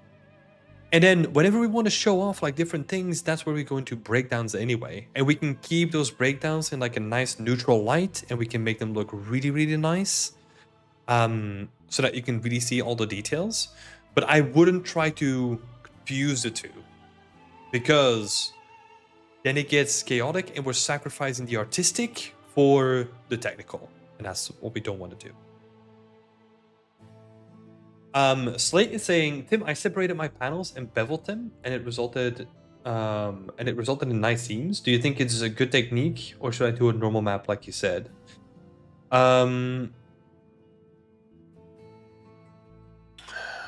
I mean, both can work. This is a question of how optimized you want to be and how close you're going to get to the building, right?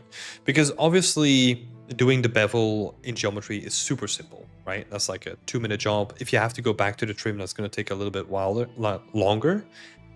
I think if you want to do it properly and you're not really going to get super close to the building, I think do it in normal. If you imagine yourself in a first-person game and you really want to show off those like little bits of detail, I think a bevel is fine.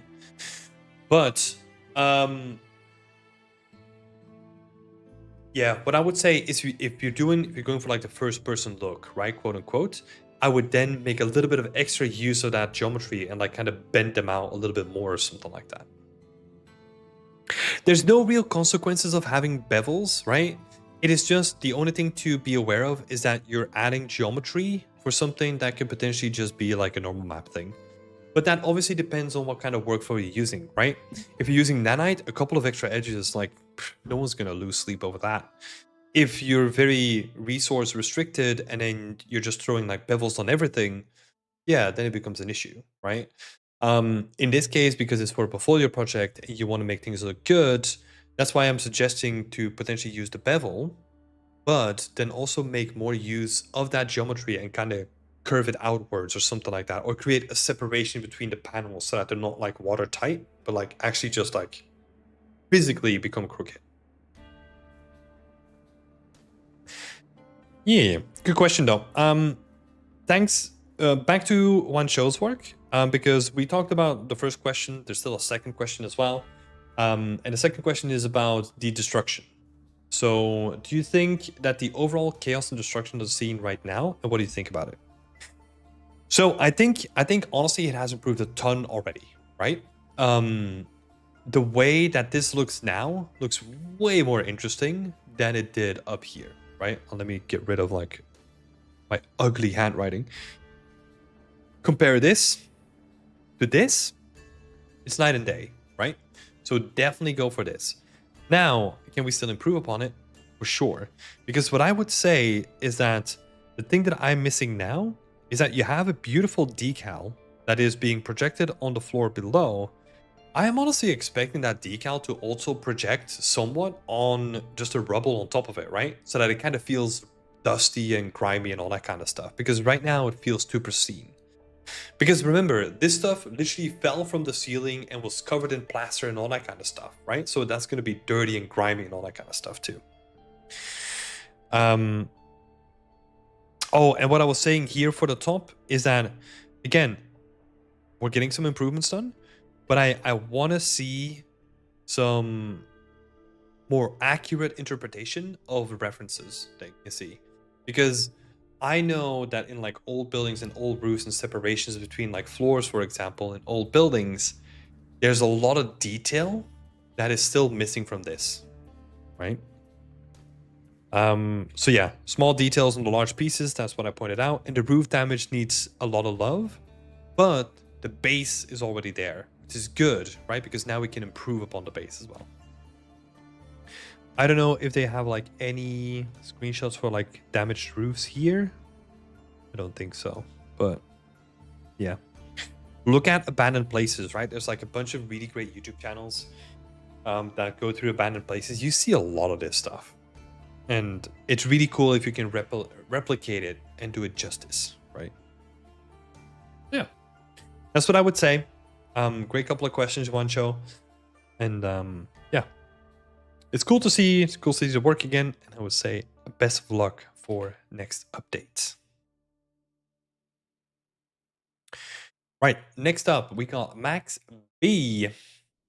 Back at it again with the Mountain Pass environment. Let's have a look.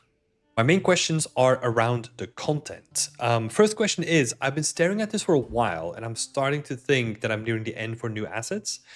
I originally was thinking about maybe making some dead foliage, but I'm not sure if that would make my scene too busy. We actually did an overpaint of that 2 weeks ago where I kind of drew like a dead tree, and I personally did really like it. However, it's not my piece of art, right? If you decide like, hey, I think it's going to be too busy, then it is too busy and you can just keep it like that, right? So that's also what I added here, is that if you don't want to add dead foliage, completely fine. I personally think it could work, but it is your work, right? And then refer to my feedback from like a couple of sessions ago, from 3 sessions ago specifically, because we did like a little paint over there too. But again, it's up to you, right? It doesn't need a dead tree. It's not missing a dead tree. I personally would add a dead tree because it is a nice offset from like all the man-made and very rigid forms, right? I always love the offset that something organic gives in a man-made environment for the most part, right? Even though we have like a lot of these like really cool cliff surfaces, they're very blocky and very reminiscent of something man-made, where something organic can really break up the contrasting shapes in a scene. But still up to you. Then we get to your second question. You've given some feedback around lighting, the vignette, the highlighting in the middle a bit, but I'm wondering if there's any other general lighting notes. And as it stands, this is very jank/hero lighting and is pretty inaccurate, but it delivers a specific look. Any thoughts? So a couple of things. First of all, the first thing that I said was like, we have a couple of great workshops on our channel if you want to know more about lighting. I think Salvador Sanchez did a beautiful one about exterior lighting and just like lighting fundamentals and all that kind of stuff, how you can improve your lighting there. I think that's well worth a shot.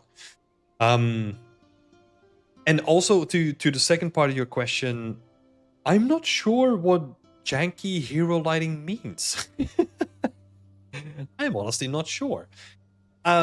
Because honestly, the only thing that matters is if it works, then it works, right?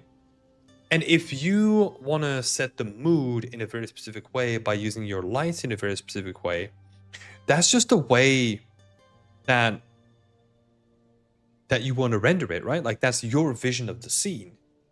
I think maybe my interpretation of janky like is non-physical, right? That's probably the way that it comes over. So that means that there is a separation between the light that we see and like where the light source is coming from, potentially, right?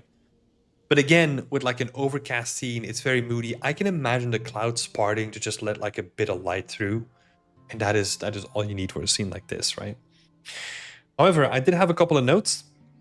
So the first note that I wrote down was like the campfire here is really strong, but no actual fire being present, right?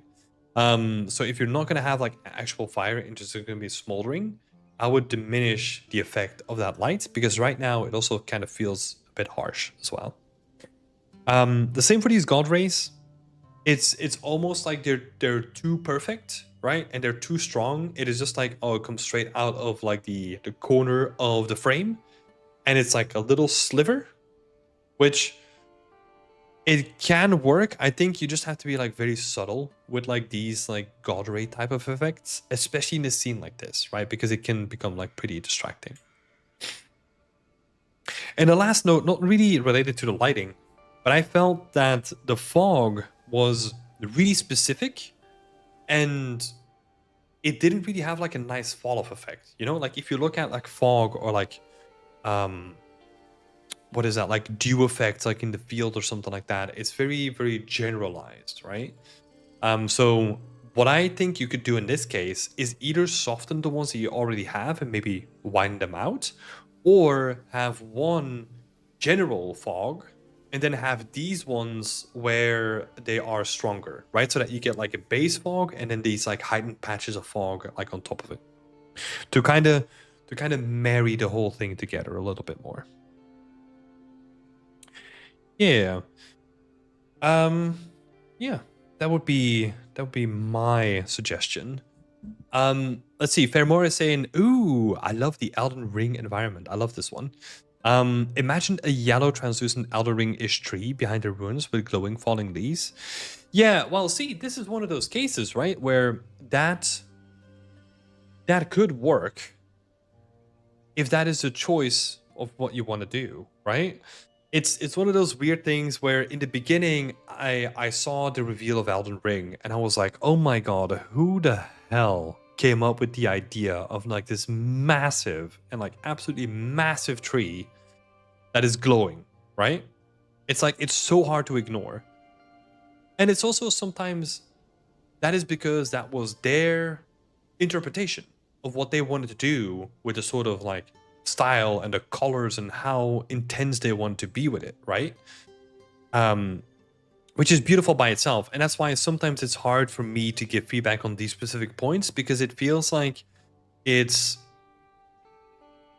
first of all, it's not a style that I would gravitate towards, right? First of all, that's why I'm being very, very hesitant about giving like really strong feedback.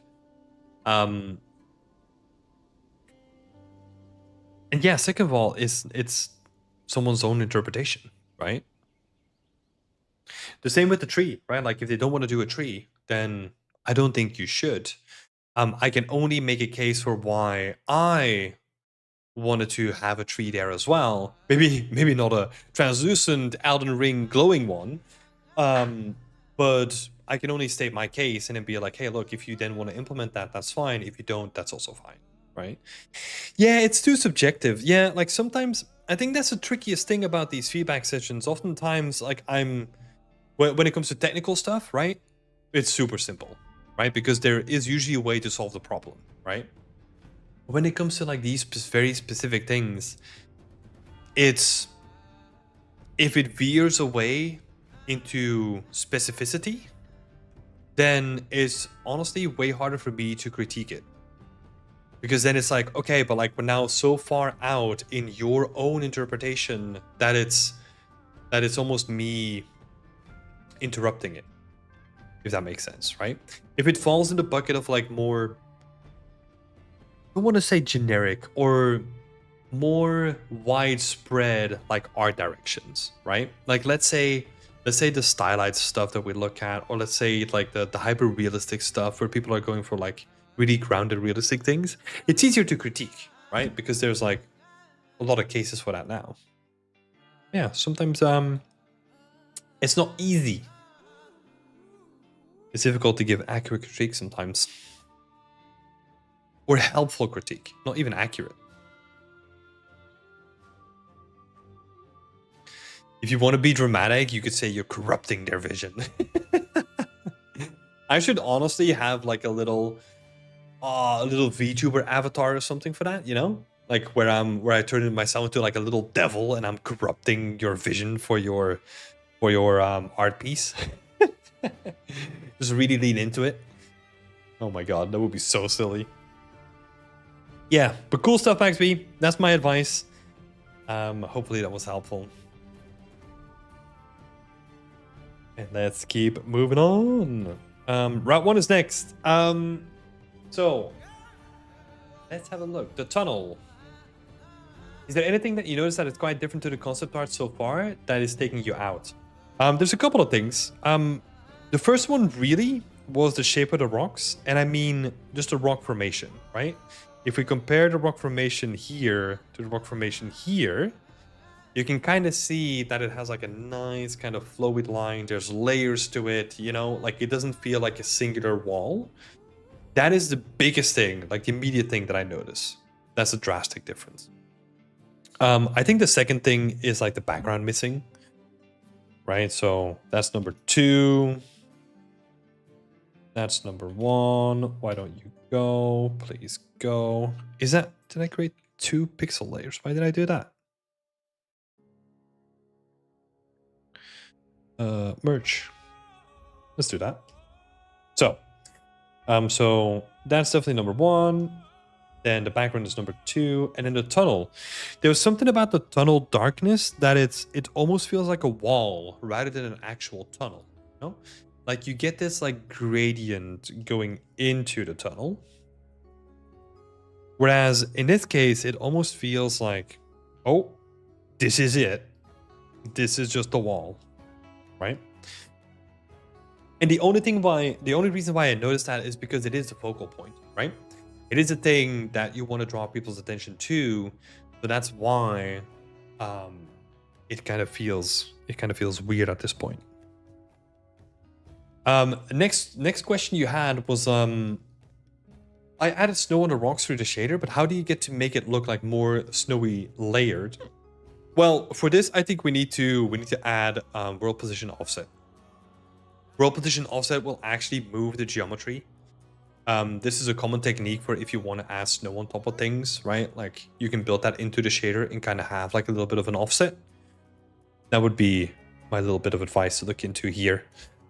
Just go for WPO, world position offset, for some nice thick snow. The same thing can be used for moss and all that kind of stuff as well. Cool. And then you're kind of doing a cheaty thing, but you're asking 3 questions. How dare you? You're just lucky that they're really short. And this is an interesting one because you were asking which camera angles look closer to the ref and which one looks better composition-wise. The first one, honestly, I don't know. I don't know how to make this not sound rude, but just overlay them in Photoshop, right? It's super easy to just like get the 2 pictures, overlay them on top of the concept art and see which one matches closest, right? I mean, I was thinking about this and I would literally do the exact same thing in the overpaint now. So if you want to see how something compares, is just drag it into Photoshop, set it to 50% and see what is the biggest difference between the 2, right? It's a really, really useful way to compare if you got like the composition sort of right. Now, to the second part of that question, which one looks better composition-wise? I think it's the one, I don't even have it on my screen here, but it's the one that gives you like a little bit longer of a lead up towards the tunnel. Because then we get to actually have a longer lead up into the tunnel. I think that's more interesting instead of this one where it almost feels like we're closer to the tunnel compared to the reference here, right? So yeah, I would definitely go for the other one. Gives you like a little bit of a longer lead in, and I think that's going to be awesome. Right. Thank you, round 1. Next one. Joe Bates. Hello, Joe. Let's have a look. I'm mainly wondering on how to make the material pop. At the moment, it's feeling very flat to me. And that's what we're looking at here, right? I'm thinking about having the wiggly claw shine as actual geometry to help make it stand out, or use displacement, which looks kind of ugly. So I was wondering what the good approach could be, if you have any other feedback on the material based on the reference. Let's just stick to how to make something like this feel less flat, right? And I think this could be a good example. In general, anything that you can see that actually changes the silhouette of the subject, try to do that in geometry, or try to actually do that with a technique that is actually going to offset the geometry if possible, right? So that's why I have these colors here. So we have the green, which is for geometry. So that's exactly going to be like you're saying, these guys, right? So these bigger ridges, they can be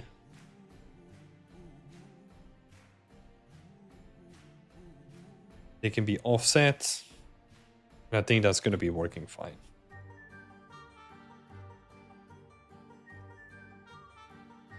Right? And then what we do now is, because we don't want to be using geometry for like the interior, right? Displacement is not going to be able to catch that fine granular detail that we want. So what else do we have? We have a technique called POM, right? Parallax occlusion mapping, which is perfect for something like this because the main drawback of POM generally, there's ways around it now, but if you look at glancing angles, it kind of falls apart. Now, in this case, this is perfect, right? So anything that is going to be in the interior of these guys, that is all just going to be parallax occlusion mapping. So we're actually combining two techniques here. One made for bigger surfaces, and then the other one for flatter surfaces with detail. I think that's going to give us the best of both worlds. And for a POM, we don't need to do a lot of work, right? Because you already have the height map here. What we do need to do is we need to be careful with how we decide what is going to be affected by POM and not, right? So we might have to remove the height map information from the ridges, right? So masking them out completely so that they don't get affected by height at all. Because we are going to do that with geometry. Or, I mean, this could also be an option. I would prefer option 1, but you could make it two separate material slots, one with POM and one without POM, right? That could also be an option. I would prefer option 1 because it's technically simpler. The only way why option 2 could be valid is if we're actually trying to make, if we're trying to be really careful about the resources that we're using, and we don't want to use POM on the entire surface, right? Because even if we don't use POM, if it's not visible, we are still using it, and it's going to increase our shader complexity on surfaces, right? So that might be the only reason why we'd use like technique 2 compared to technique 1. So let me write that down. So what did we say? So we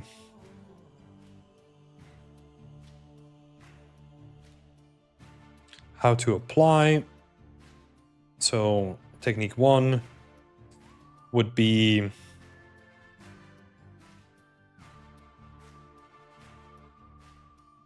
we're going to be masking out the height from non-POM areas.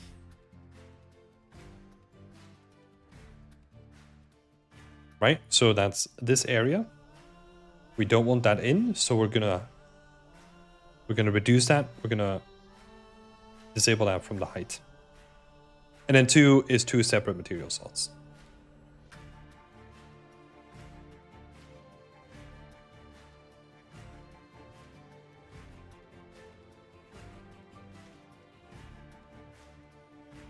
Right.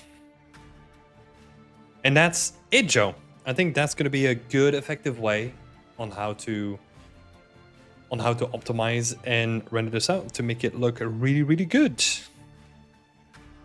Cool. Thank you for showing your work, Joe. And I think we're getting to the point where I haven't done any overpaints. Bear, why didn't you raise your hand? You're in here for the entire time.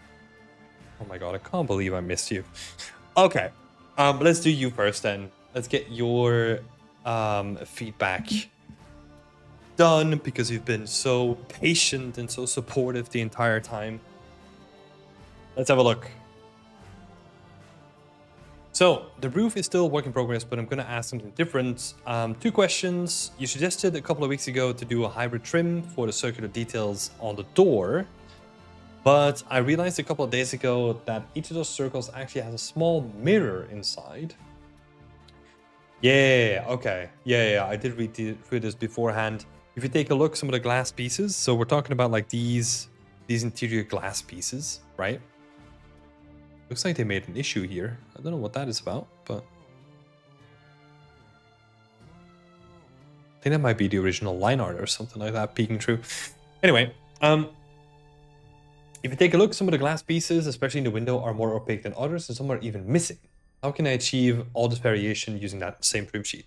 Well, I don't think you use the same trim sheet, honestly. I think what you do is you...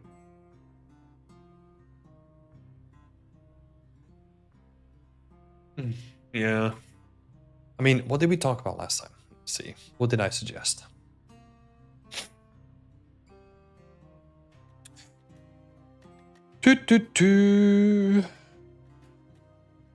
Trim and not sure. Ah, yeah. Well, we were gonna be making that unique, right? From what I looked at, like those interior windows, we were gonna make those unique. We could potentially also do that with a trim if we wanted to. Okay, but here's the thing. Like, to make it simpler, right? I would definitely just split them out to like a separate material.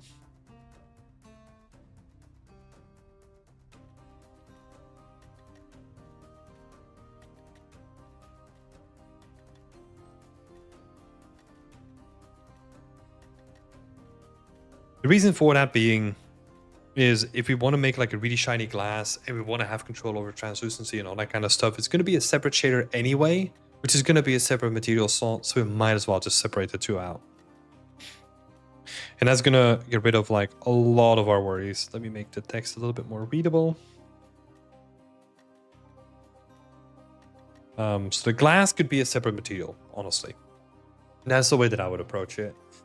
But you were specifically saying all this variation using that same trim sheet. I don't think you need to.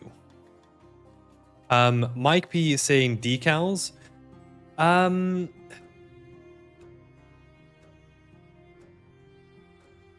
Decals could work, but then we're thinking about like parallax occlusion map decals because we want to have them inset into the windows, right? Because we want to have that depth. And they're also going to be... Let me see. You can do normal map decals. It feels like it's over-engineered for what it needs to be, right? It doesn't mean that it couldn't work. Like mesh decals could work, but the way that I would do it is I would just like cut in like a little cylinder hole and just map that interior cylinder to like a different material slot, and now it's done, right? And now you can use that on a same, like a different sheet. Like if you want to have that variation in the glass, right? For whatever reason, I don't think you need to. I think unifying some of the glass could be good because honestly, this is the concept, right? Like you don't need to be super strict with it. What I would then do is... Oh, we don't have to overcomplicate it, right? Like, let's say you have your glass and then, I don't know, you have like, what is that stereotypical, like very, very stylized kind of looking like dashes on top of it, right? What we can then do is then just say like, hey, look, one panel is going to be here, one panel is going to be here. And then we can kind of map it to like where we want. And now we get some like built-in variation by just using a simple tileable, right? So that would kind of solve that issue. And then for the second question is I'm also struggling with the wall plaster.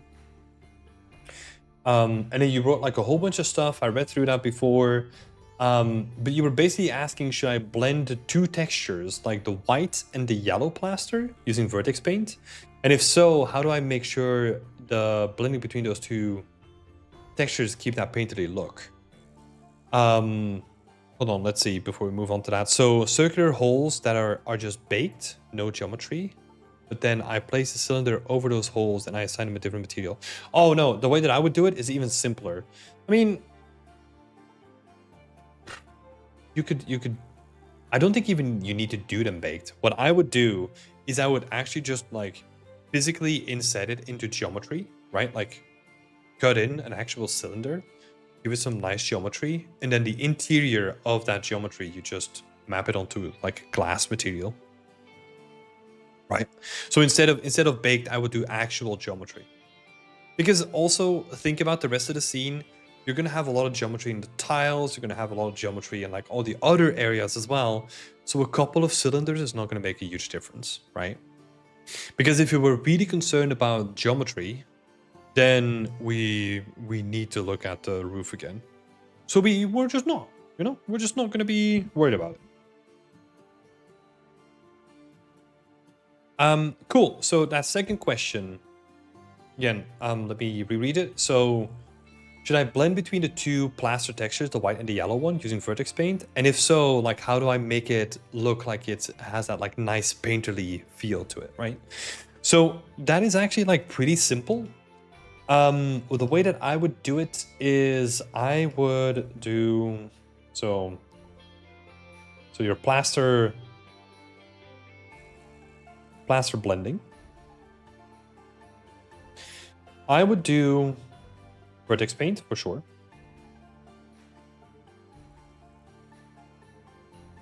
Then do height based.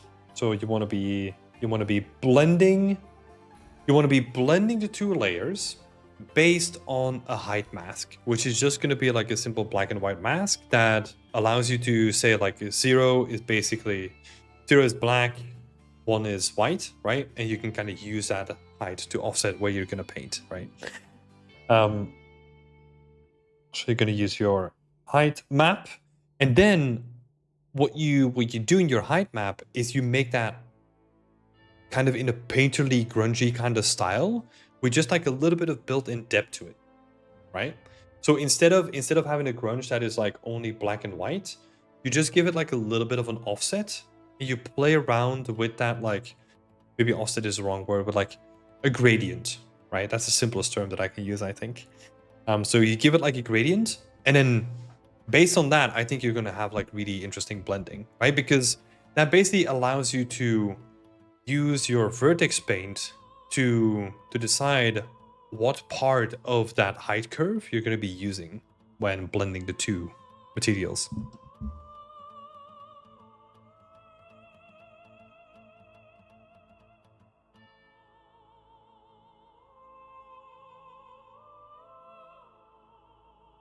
And then you can just use like a painterly grunge with a gradient.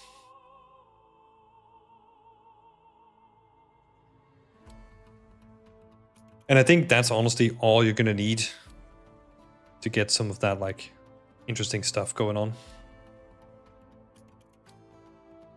Yeah, I think that's gonna work. I mean, you might even not need like a height map. You might get away with just like a mask, because I might even be overcomplicating it. It's just like a normal grunge. Instead of using like height blending, you could just use like a normal blend and just like multiply that with a mask, right? So basically in your chain of things that you have is you have your Vertex Paint. You then blend that with a mask, like a painterly mask, and then you use that mask to blend between the two layers, right? So you're basically using your input from your Vertex Paint, and then you're multiplying that with a grunge that you make, and then you use that as the input for the blend between the two. But I mean, a height map could be interesting to play around with to see what kind of effects that gives you. Yeah, cool. Thank you, Fair. And a really cool looking roof, even though it's still work in progress. I like the color of the tiles already. Getting some color in there. Nice block out for the building, says Slate. Yeah, I agree. I agree. Cool. Yeah, thank you, Fair. And best of luck. Next up is Kit. Kit is making a floating observatory. Questions for Wednesday. I feel like my sculpt is pretty weak at the moment. It looks okay in engine since the focus is on what's on top, but I'm struggling with balancing the fine details in the areas of rest.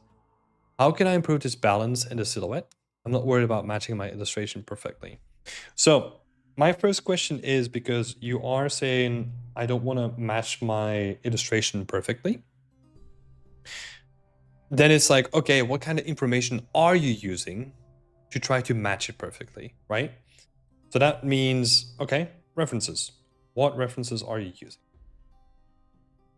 Right, because that's going to be really important.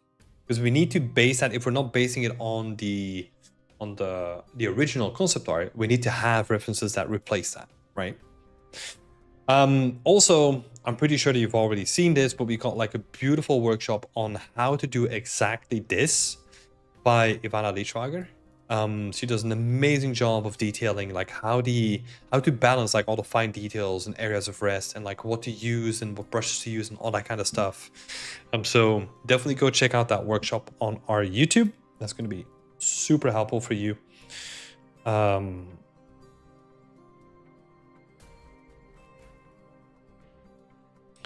yeah, workshop with Ivana. Oh, it's double. I might be butchering her last name. So that should be the workshop. She does a beautiful job of explaining that. So go check that out. Because yeah, I mean that's mostly it, right? Also, you bring up a good point yourself though. Like if that is not what the focus is going to be on, then it feels like you can move on to the rest of the pieces and then just like iterate further down the line as well, right? Because if that's not what the focus is going to be on anyway, we might as well focus on the stuff that is actually going to be more important to the scene than the floating rock itself, right? If that's in a good state. Because it's also good to sometimes be like, hey, look, I feel like I'm stuck on this. Okay, we're just going to move on to the next thing, and then we'll see if we can circle back and maybe you get some new ideas, right? It's also like an effective way of working, in my opinion, where sometimes if you get stuck or you don't know what to do, that's good to move on to something else because that's going to give you clarity on the thing that you got stuck on before. Now, second question, how is the overall composition of the piece and how can I improve this? God, that's a good question because honestly, the overall composition is just straight taken of the concept. And it is kind of just kind of like a little illustration, right? It doesn't really feel like it's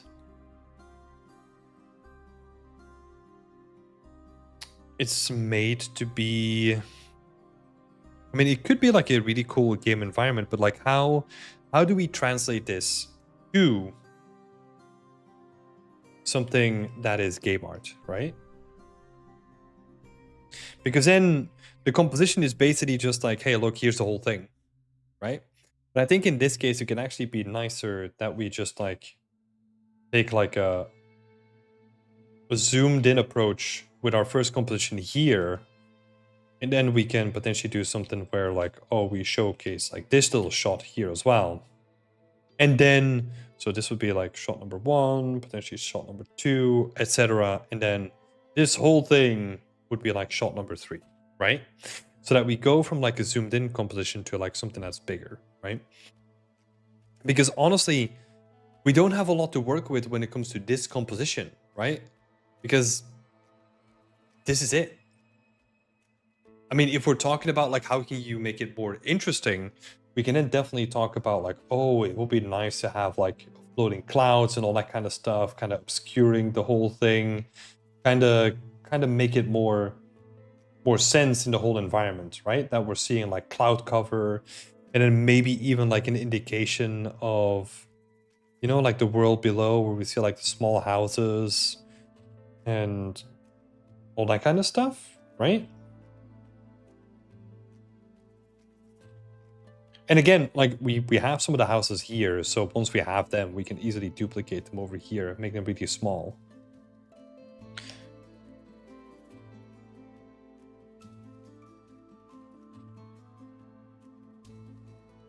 Yeah, I think if that is what you mean with composition, I think to me, like what I'm grasping towards is more the story and the world building that we're trying to do, right? Like what is the fantasy that we're trying to sell, rather than just like an individual, like, well, rather than just like a blank space with a floating island.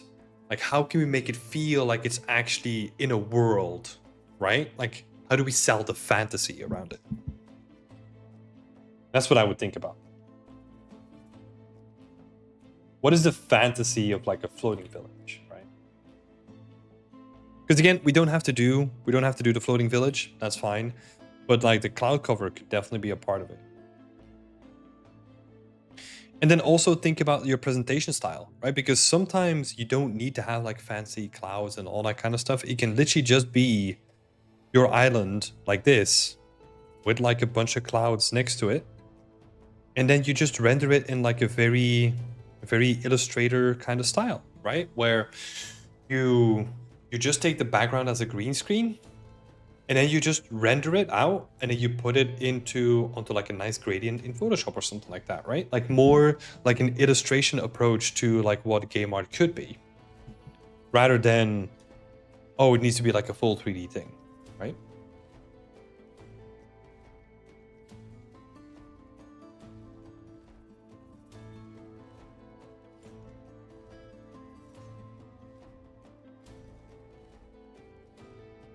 We can definitely take inspiration from like this illustration for the presentation too, which could be cool.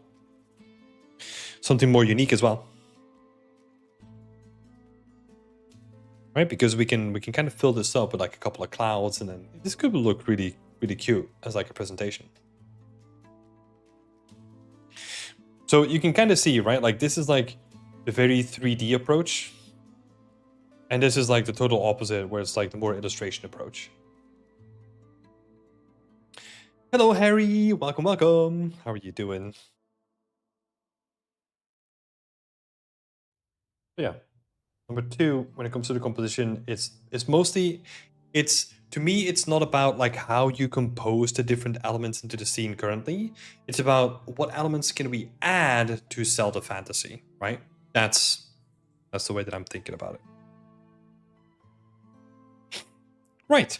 Thank you, Kit, and best of luck.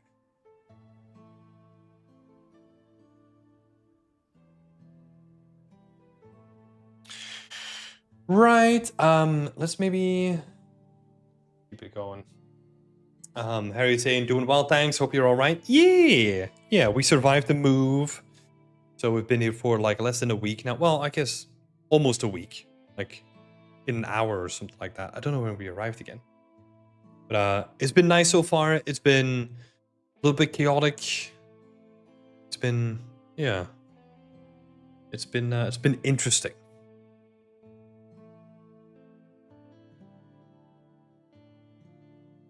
But yeah, it's going good so far. Kind of getting settled in. Got the office set up. Sorta. There's still some junk that I need to like assemble and like hang on the walls and stuff. But yeah. Hope it wasn't too crazy. Yeah, it was. I think we've had a couple of training runs already, so it wasn't too bad. I guess like it wasn't. Yeah, it wasn't too hectic. So yeah, overall, I'm not got nothing really to complain about.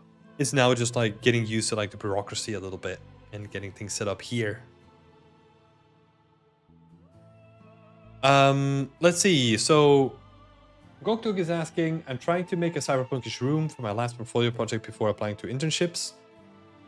Trying to make this as realistic as possible. Finish block outing now. I'm mulling pieces one by one. Any feedback is welcome.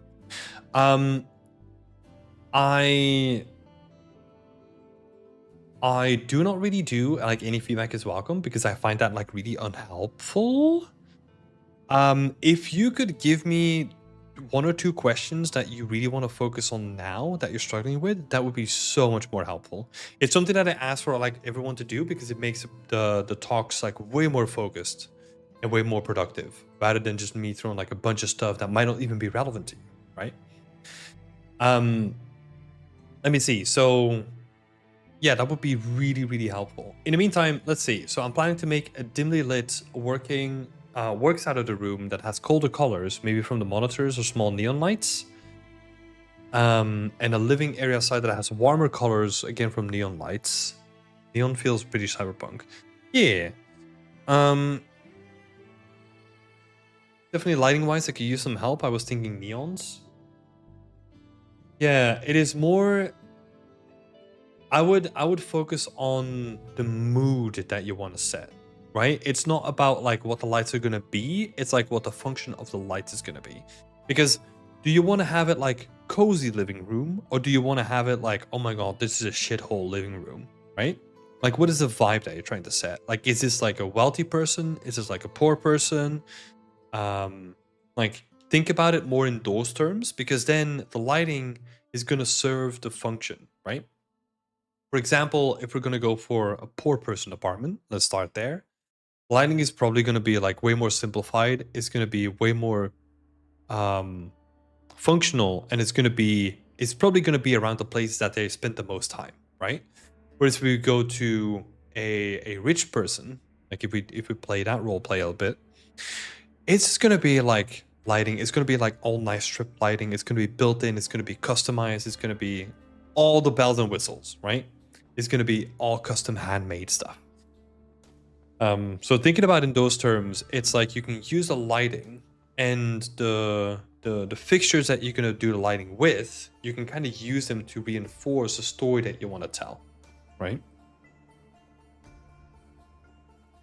I want to make a high quality robot arm so that our hero posts in the scene as well. I will texture it the big props with tilables and RGB matte and normal decals. Okay. Normal decals. Okay, so let me write some stuff down then. So again, what did we talk about? So if you wanna think about lighting,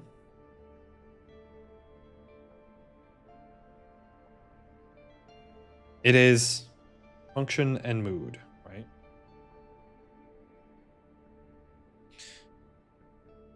What is the purpose of that lighting?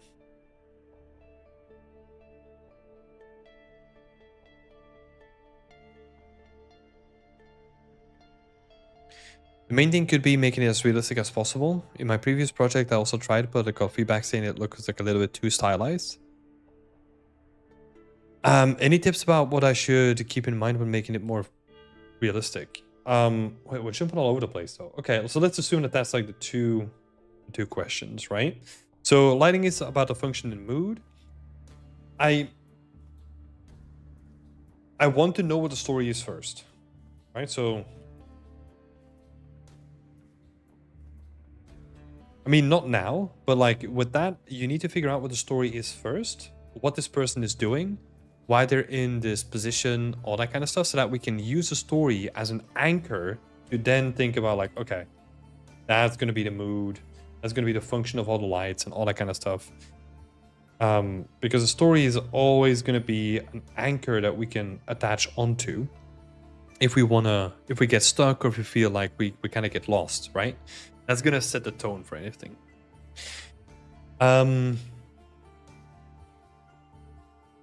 Because yeah, I mean, having the lights come from like this side and having it blue, and then having like the red lights here, there's nothing inherently bad with it.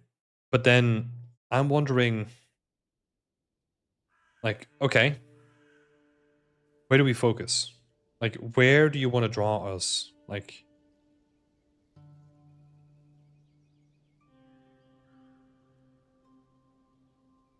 where do you want to draw our attention?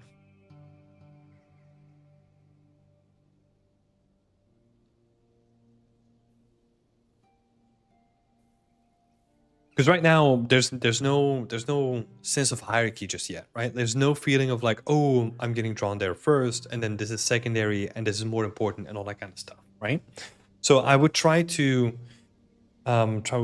define your hierarchy as well.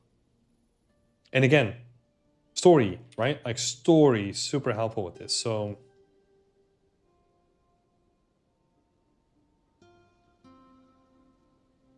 your story, your hierarchy of focus. This is where you're going to be looking first, then second, and then third, right? That is again going to depend from your story, right? Because let's say they're a hacker, their PC is going to be more important than their living room, right? So that means that we're shifting the lighting more towards the back of the room, because their space, their living space is temporary. They don't care about that, right? So yeah, I would really, really, really think about like, okay, what's the story? Who lives here? What did they do? What did they do? Why do they do it?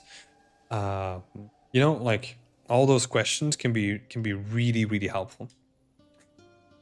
Now, second question here. Any tips on keeping it more realistic feeling? The biggest one there is if you want to have it like as realistic as possible, it is reference, reference, reference.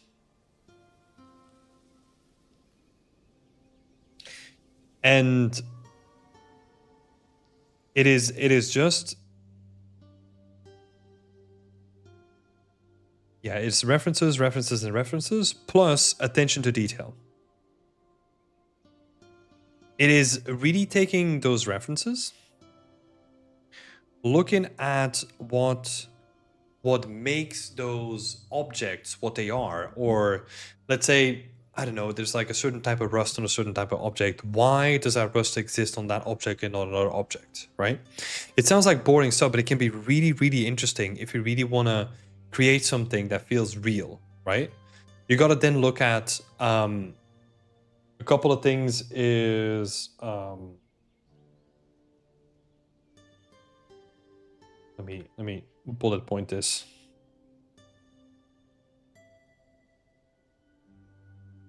How are they made? How are they manufactured? Right? That's a big one. How do they get affected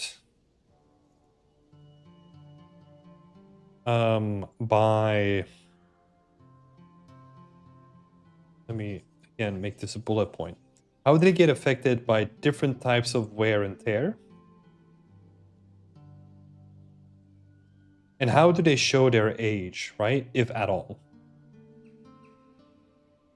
Those are like really important things, right? Like we need to understand like how things are made so that we can know where the panel lines are, like how the wood veins are rotated, how a door hinge opens, where the hinge is going to be, how it's going to be interacting with something else.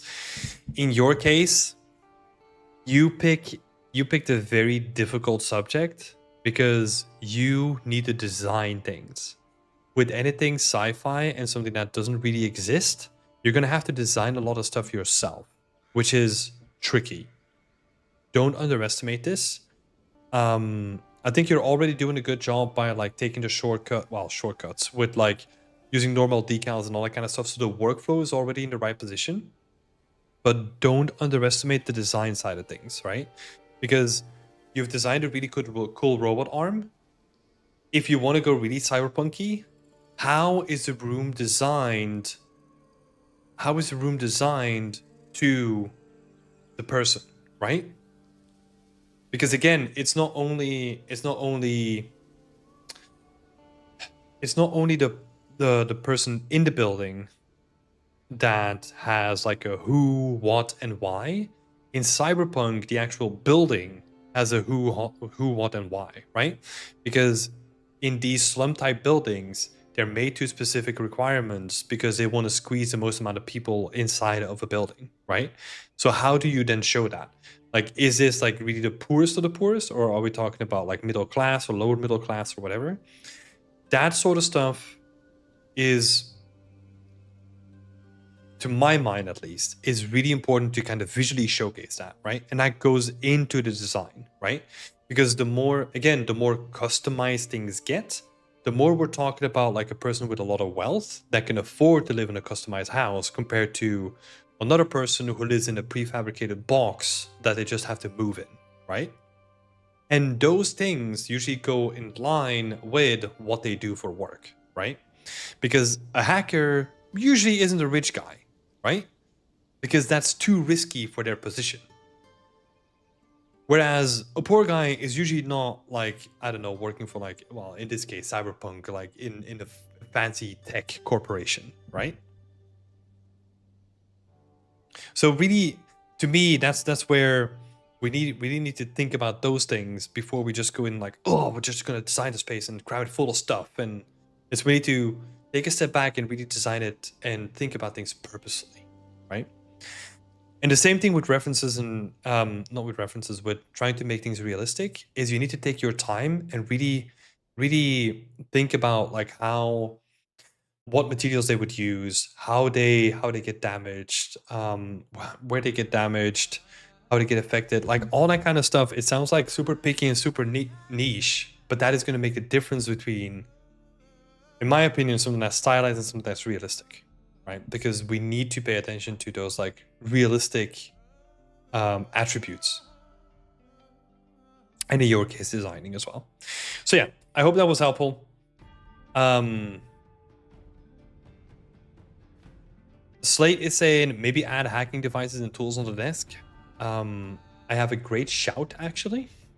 You have a great shout?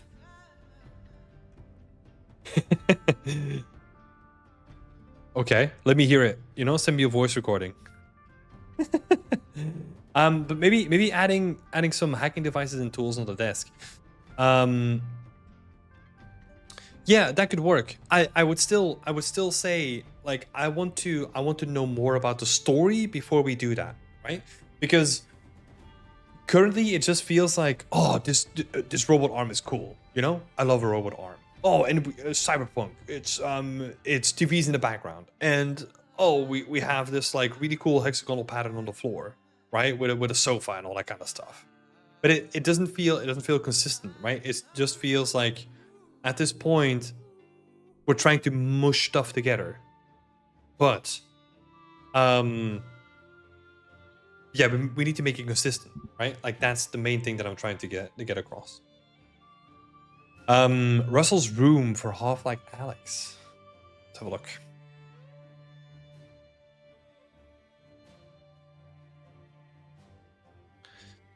Let's have a look. Russell's lab.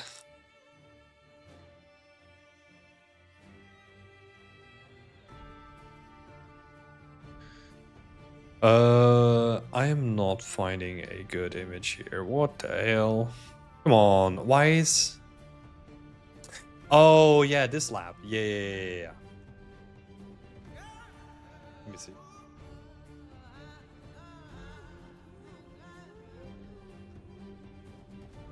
Yeah, that's cool. It's not as futuristic, right? It's more like retro futurism, that kind of vibes going on, but it's cool. It's really embodying like the hacker mentality, right? Like the hacker kind of mechanic, kind of just like that kind of lifestyle. That's why it's so important that the space itself embodies the person that lives in the space, right? And that's why I'm hammering so much on that story. That needs to be right, because that's gonna make or break a scene like this. But yeah, thanks for sharing that. So that was cool little thing. There was a really cool video as well from it. That is probably really interesting to look at. But yeah. There was a room on the left when it had so many cool hard surface assets. Oh yeah, I bet. Like that game is really good. Looks really good. Again, not played it myself, but yeah. Cool. I hope that was helpful, Goktug. Yeah, best of luck, I would say. And then last but not least, we have Schwarzfox. Not really asking any questions, I think. I would appreciate your help identifying the lacking parts, but this is also, let's see, from a while back, I think. Oh no, from like a week.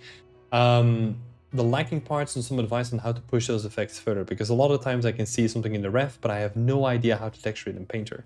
Yeah, honestly, that's the biggest issue, right? But yeah, overall, this looks really, really interesting. And I think for the most part, you've done a fantastic job trying to replicate it, right? You even got like the thicker paint layers on some of the areas too, which is really cool.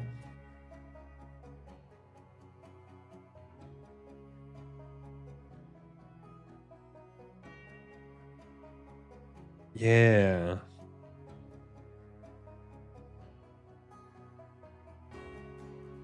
What is really interesting, and I think you've done this already to a certain degree, is like you can even see that in this. you can kind of see that this varnish on top of it has had more damage. And that is honestly because like you got these like little like metal lips that kind of stick above it, right? That means that if something or someone like goes on top of it, like usually those metal lips will like stop that object or whatever it is from going in between it, right?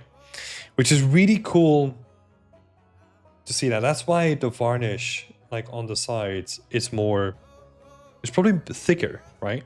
Because it has seen less wear over time. Because it is just like more difficult to get in between these crevices than rather on the inside of it. Which is cool. Sheila already gave you like a bunch of really cool recommendations as well. Oh, this is even after Sheila's recommendations too. Oh yeah, because Sheila brought up that like, oh, look at how beautiful this is. So this is actually like a great showcase. Let me see.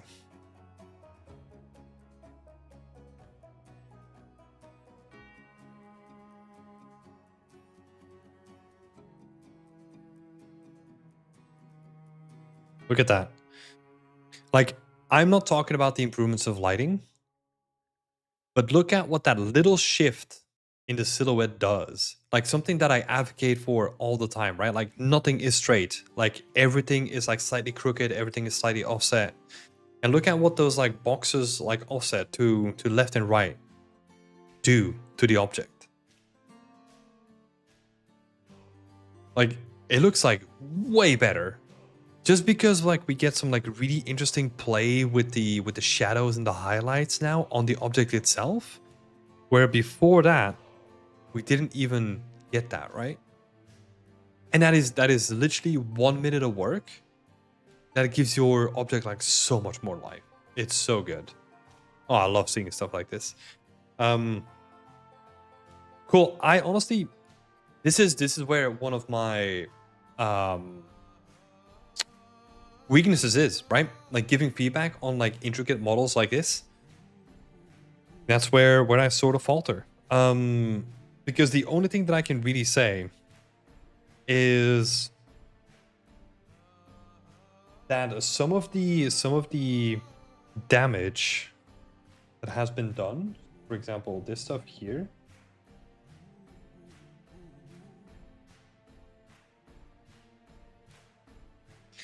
it still feels like it's too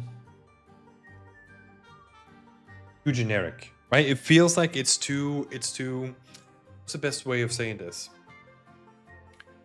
It is too perfect. Like it's almost like we took a brush and then we just like whoop. But what you actually want to see is you want to see like more chaotic shapes, right? With like variation in how chaotic they get. Instead of just having like an area that is just like, okay, here's scratches or here's damage. You would almost want to see something like you've done here. Then kind of go bigger. Maybe not like this. Maybe make it more rounded again. And then have like a little patch here and then a little patch here. So that instead of like little patches like this, we want to spread them out a little bit more. And then also think about the continuity between the different assets, right? Because between the different panel lines. Because what could be cool is that the reason why this is so damaged is because this had a lot of interaction with stuff bumping into it.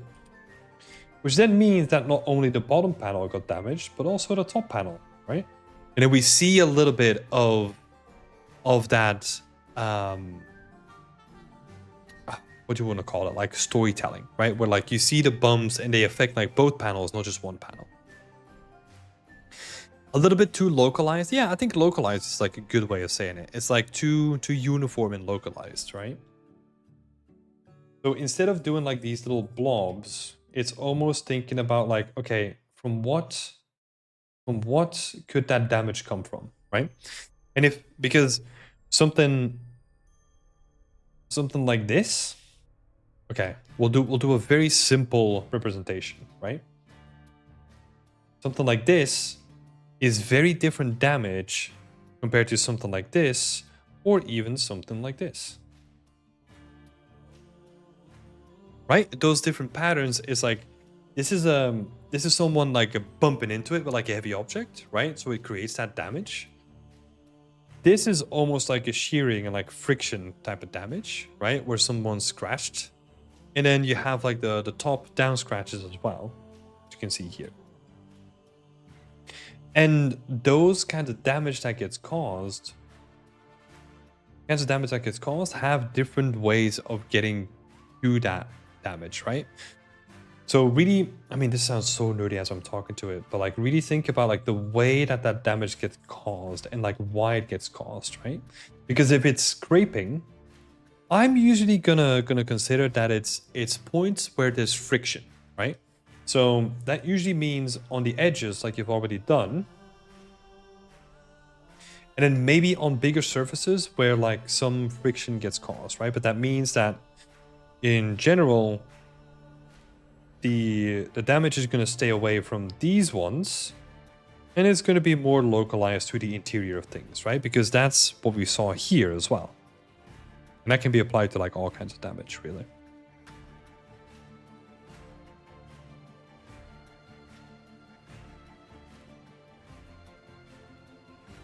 See, like the same thing here, because we saw that in the reference down below, right? Like we probably wouldn't have those scratches. We probably would have those scratches like somewhat here, maybe. And maybe make the shape like even more unique, right? And not uniform at all.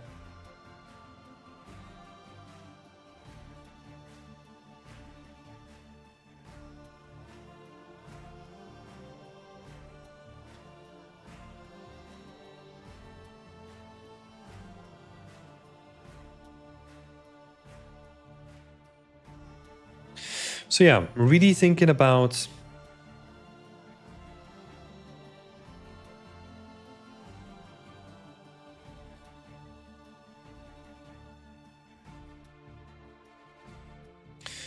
what caused that very specific type of damage.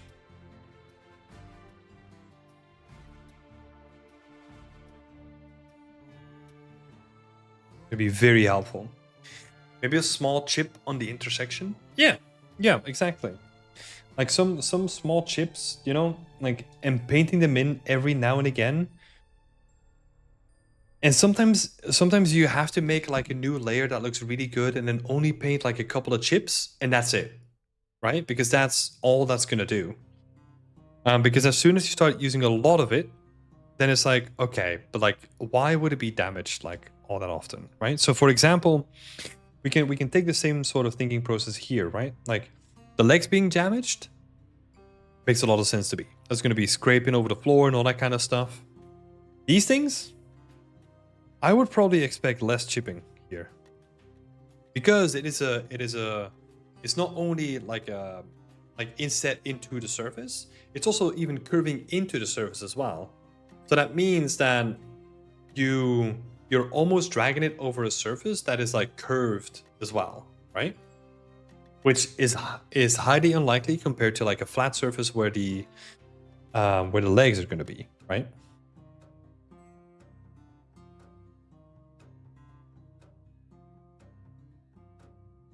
And it's weird, right? Like it's just thinking about it in like a very logical and analytical way, as in like, hey, if I have this box and I would carry it around, like where would it get damaged?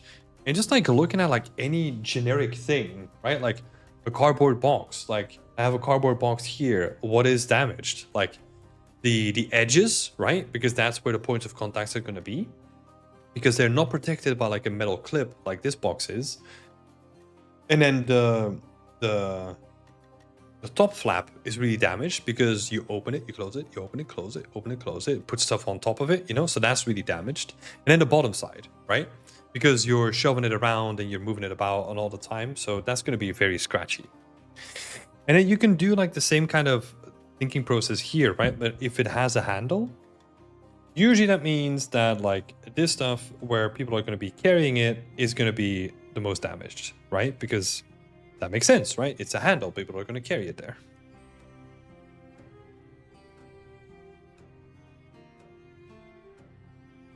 Which then potentially also means that if that is the point where you're going to be carrying it the most, that is going to see the most type of action, which also means that it might even have received more layers of varnish, right?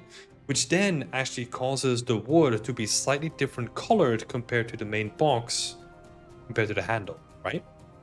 Because that sees more damage, which means more varnish, which means more layers of paint, which have a different color. And you see where that goes, right? You can kind of see that. I don't know if we're gonna see it in here, but you can kind of see it like this is a lot more grayer and worn compared to like the bottom even, right? And those get like a lot of use. Like both of them get a lot of use. But like you can definitely tell that there's like a difference between the bottom here, which again, like that stuff goes on top of it, but this is being carried all the time, right? So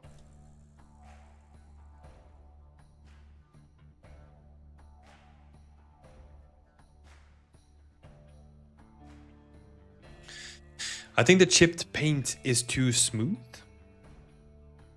Oh, the chips in the paint, maybe? Yeah, I think the normal might also be like just a tad too intense as well. Because what's also interesting is that what also happens is you have chipped paint, and then they try to fix it, and then they like varnish over it again, and then it gets chipped again. So you have like even multiple layers of paint that gets chipped. It's not just like one flake, right? Because that's indicating that it's only one layer of paint. Whereas if you have like multiple layers and they all chip in different ways, and it gets really complex, right? Because we're talking about an object that is like, yeah, this is from the National Museum of Korea. It's like an old Korean lunchbox. So yeah, this is gonna be old, right? So I imagine that this is gonna see, yeah, you're gonna see that discoloration and chipping between the layers as well.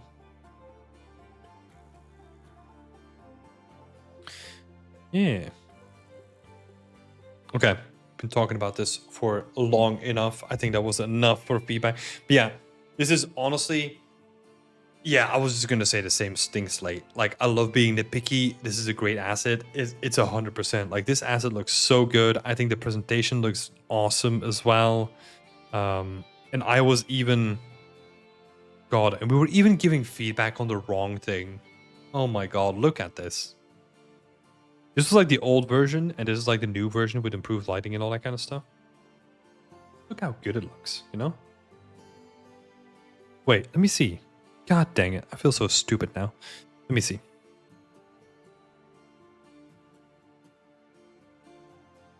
Ooh. I actually do like my critique of those scratches still stands. But because there's so many layers on top of it now, it becomes much more complex and it becomes harder to see the individual layers, which is awesome, right? I think the stuff that has been added on top really makes this prop like way more complex and really, really good. Compared to the critique that we're seeing here. God, such a good asset. I think it still stands, right? Some of the critique is still valid, but definitely something to think about. Yeah. Beautiful asset regardless, SmartFox. Amazing to see this on the stream, and thank you for sharing it as well. Great stuff. Right. The new one got rid of like 20% of the feedback? I think so. Yeah. It already addressed like a lot of it as well, which is really, really good. I mean, it's just a showcase, right? Like, they know what they're doing as well. I mean, it looks so good. It does look really good. All right. And that's it for this Whip Wednesday. I need to get cracking. I need to do some other stuff. I'm going to be posting all the feedback in everyone's channels as well. So thank you for being back and dealing with like all the weird like timeline shenanigans and time zone changes and all that kind of stuff. Just as a reminder, for people that are still here, we will be doing this on the regular time. So this is the new regular time. So from next week on, it will be I guess 8 p.m. UTC +1. I will make an extra announcement about this so that the people that missed it this time and that we had to pick up later, that we get back into the swing of things, you know. Hey Tobji! Oh Dan, thank you so much, man. It's good to be back. It's good to be back. I did miss this. I do also want to do like some additional things in the future too. I've been really thinking about like the break has given me like a nice moment to think about maybe bringing back portfolio reviews as well. I do have some ideas for that though, so I do want to do something new, but that would be cool. But I'll keep you on the loop. Thanks so much for being here. You'll see the feedback popping into the individual threads in an hour or two. We will see, and then yeah, I'll see you next week for another edition of Whip Wednesday. See you then. Bye bye.